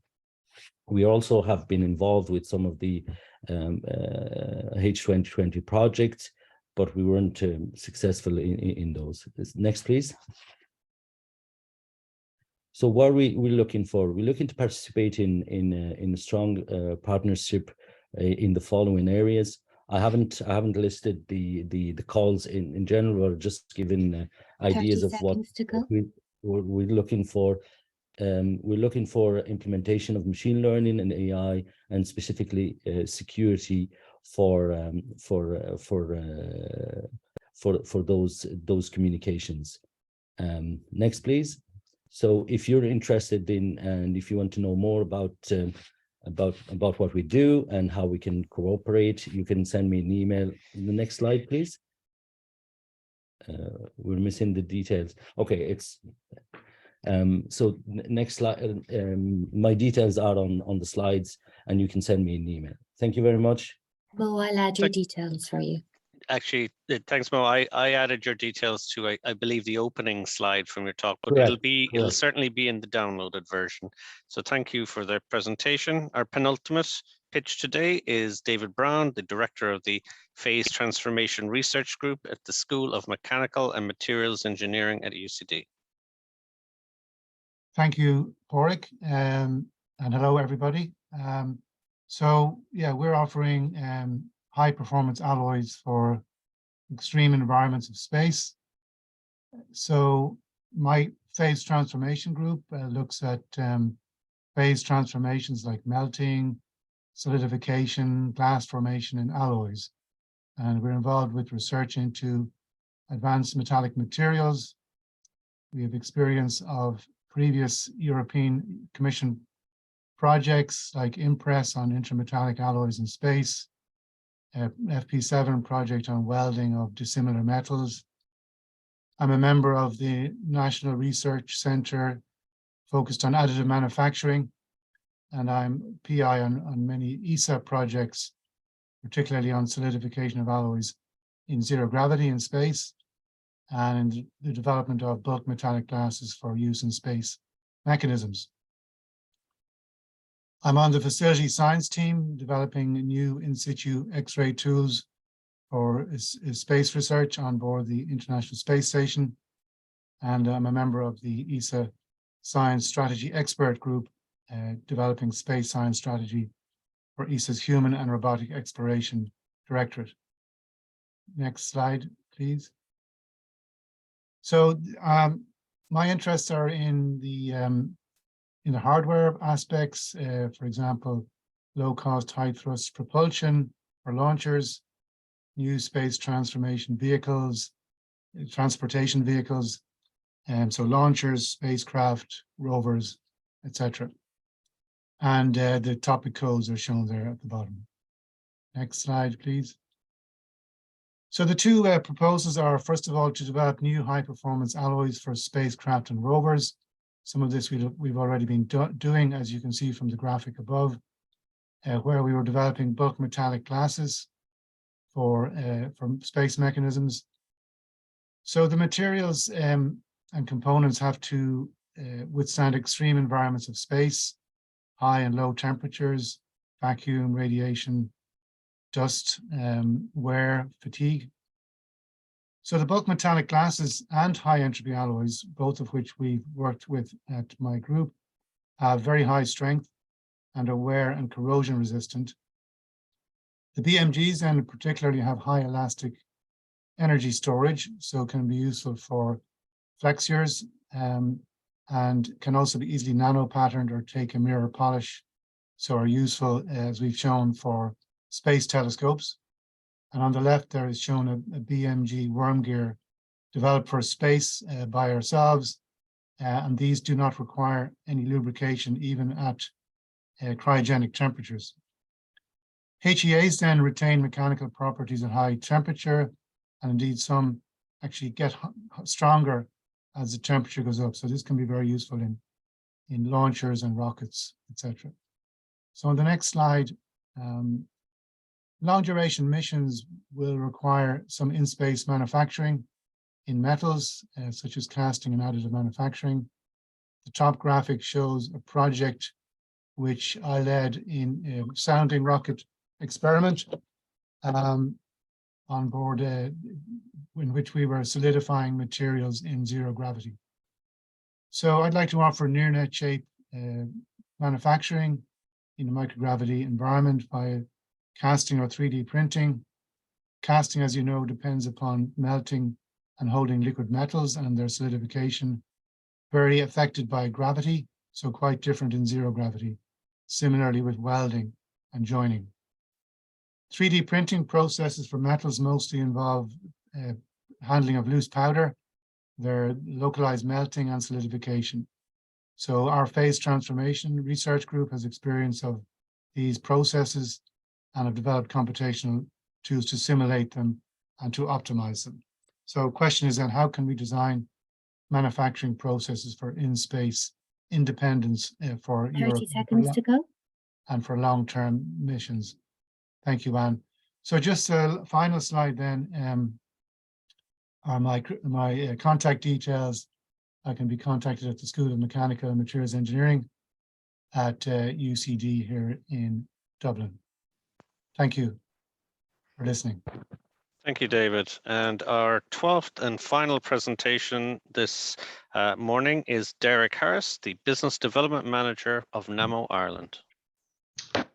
Okay, hello everybody. So yeah, we can dive straight in, go to the next slide. So NAMO Ireland, yeah, we're around about 40 years. And yeah, originally as an Aer Lingus R&D facility, but we've had many names above our door since then. Our activity is 100% involved with space, and I guess to be more specific, space propulsion. So since the 80s, actually, we've worked with a French company that develops the Vulcan and Vinci engines for Ariane 5 and Ariane 6. So we supply structural supports for both of those engines. We have, I guess, a parent company. So NAMO in Norway is our parent. So there's 4 sites in Europe that work on space. So 2 in the UK, 1 in Ireland, 1 in Norway. And yeah, in Ireland, we develop and qualify flow control valves for AOC, so attitude and orbit control and spacecraft, reaction control systems, apogee engines, and interplanetary. We have also been used on well, I have put in sounding rocket, but it's a launch vehicle, the SS520 from JAXA. So we've supplied hardware for that. And currently we have a development that's ongoing on the Vega upper stage for the role and attitude control on the AVM. Okay, next slide. So the technologies that we work with, or maybe the fluids that we work with, are standard chemicals, coal gas, green, either hydrogen peroxide or LMP103, which is a European fuel supplied by ECAPS. The areas that we see, I guess, where we can bring some value to a partnership in the non-dependence. So in particular, the flow control is an industry that's kind of dominated by US suppliers, and that can be switched off at their a momentary insanity. They might just switch off their supply, and so the European industry is particularly at risk, of supply being withdrawn. No, in the US, there's at least one company that refuses to supply hardware to another company. So, and it's also you can be subject to quite radical escalation in prices. So, there is real risk there that I think we can work on. And I guess our goal would be to develop a range of products that would be suitable for I guess as many applications as possible, on launchers and spacecraft. The other area then that we could participate in would be the low-cost, high-thrust propulsion. So our flow control valves can be adapted. We would need, I guess, much higher flow rates, and but I guess we have the ability to work on that. And I just thought I'd mention that Nammo, we already have in Norway developed a 30 kilonewton green thruster. But it's a much bigger engine. It was used on an actual sounding rocket called Nucleus that was flown in 2018 and reached space at 103 kilometers. So they're the areas where we're, I guess, potentially going to work with somebody else. If you're interested, I think maybe my contact details are on the. Oh no, okay, here we go. I forgot that slide. Yeah. So as we were talking about the redundancy, and we can definitely be of use to that. Our current partners. Got 30 seconds left. Yeah, I think I'm just finished now. So yeah, we're flexible with who we would work with, and yeah, we already have quite a few partners. And my email and phone number is there. The end. Great, thank you, Derek, and thank you to all the pitch presenters today. So great work by everybody. We are almost exactly back on time, so I will make my wrap up very quick. That concludes the presentation segment of today's event. So for anyone not attending the one-to-one meetings, the event will conclude now for you. The afternoon session, which is going to start immediately now, will consist of those one-to-one virtual meetings hosted on the platform. They can still be scheduled up to close of business today, so please make sure to check the meetings tab or the alert bell on your profile to ensure you don't miss any pending meetings that you might be interested in, and you can keep booking meetings through today's event. So if you're wondering where to go, just click on meetings at the top right-hand side of the event screen. This will launch your meeting schedule. They'll be ordered chronologically. All you've got to do is access your meeting at the appropriate time is to click on the green button on the right-hand side of each scheduled meeting. So I would like to thank all of our presenters today, starting with European Commission Speaker Isabel Mais, who tackled a very challenging job of introducing all the space calls and managed to cover a large amount of detailed content in the requisite time. And I must apologize for getting her photograph wrong on the opening slide, and we'll correct that in the download. Also thanks to Isabel's colleague Reinhard Blasi, who presented very actively on the upcoming USPA actions, and also thanks to my NCP Wallonie colleague, Thomas Chavot, who did a great job in introducing the role of the national contact point. And I think our role should now be very clear to everyone attending today. And finally, to the 12 pitch presenters, they were fabulous elevator pitches. I think you all communicated your key value propositions very well, and we wish you the very best of luck in matching with partners and coordinators later today, and also looking forward to seeing those proposals going into Horizon Europe for assessment and hopefully a successful outcome on the funding as well. And of course, thanks to my co-presenters, Anne and Sergio, our IT support here in Enterprise Ireland and the wider Enterprise Europe network that participated in today. We really had a fantastic level of participation with over 100 participants, and there was more than 250 registrants overall across 21 countries right across the European continent, and also from Canada, Chile and New Zealand as well. And we're really delighted at the level of engagement. It exceeded our expectations, and we take it as a sign actually that the sector was perhaps overdue for an aerospace brokerage event. So with that said, I would like to close the presentation segment of today's event. Thank you also to everyone who attended, and best of luck with your Horizon Europe proposals. Goodbye. Thank you, everybody.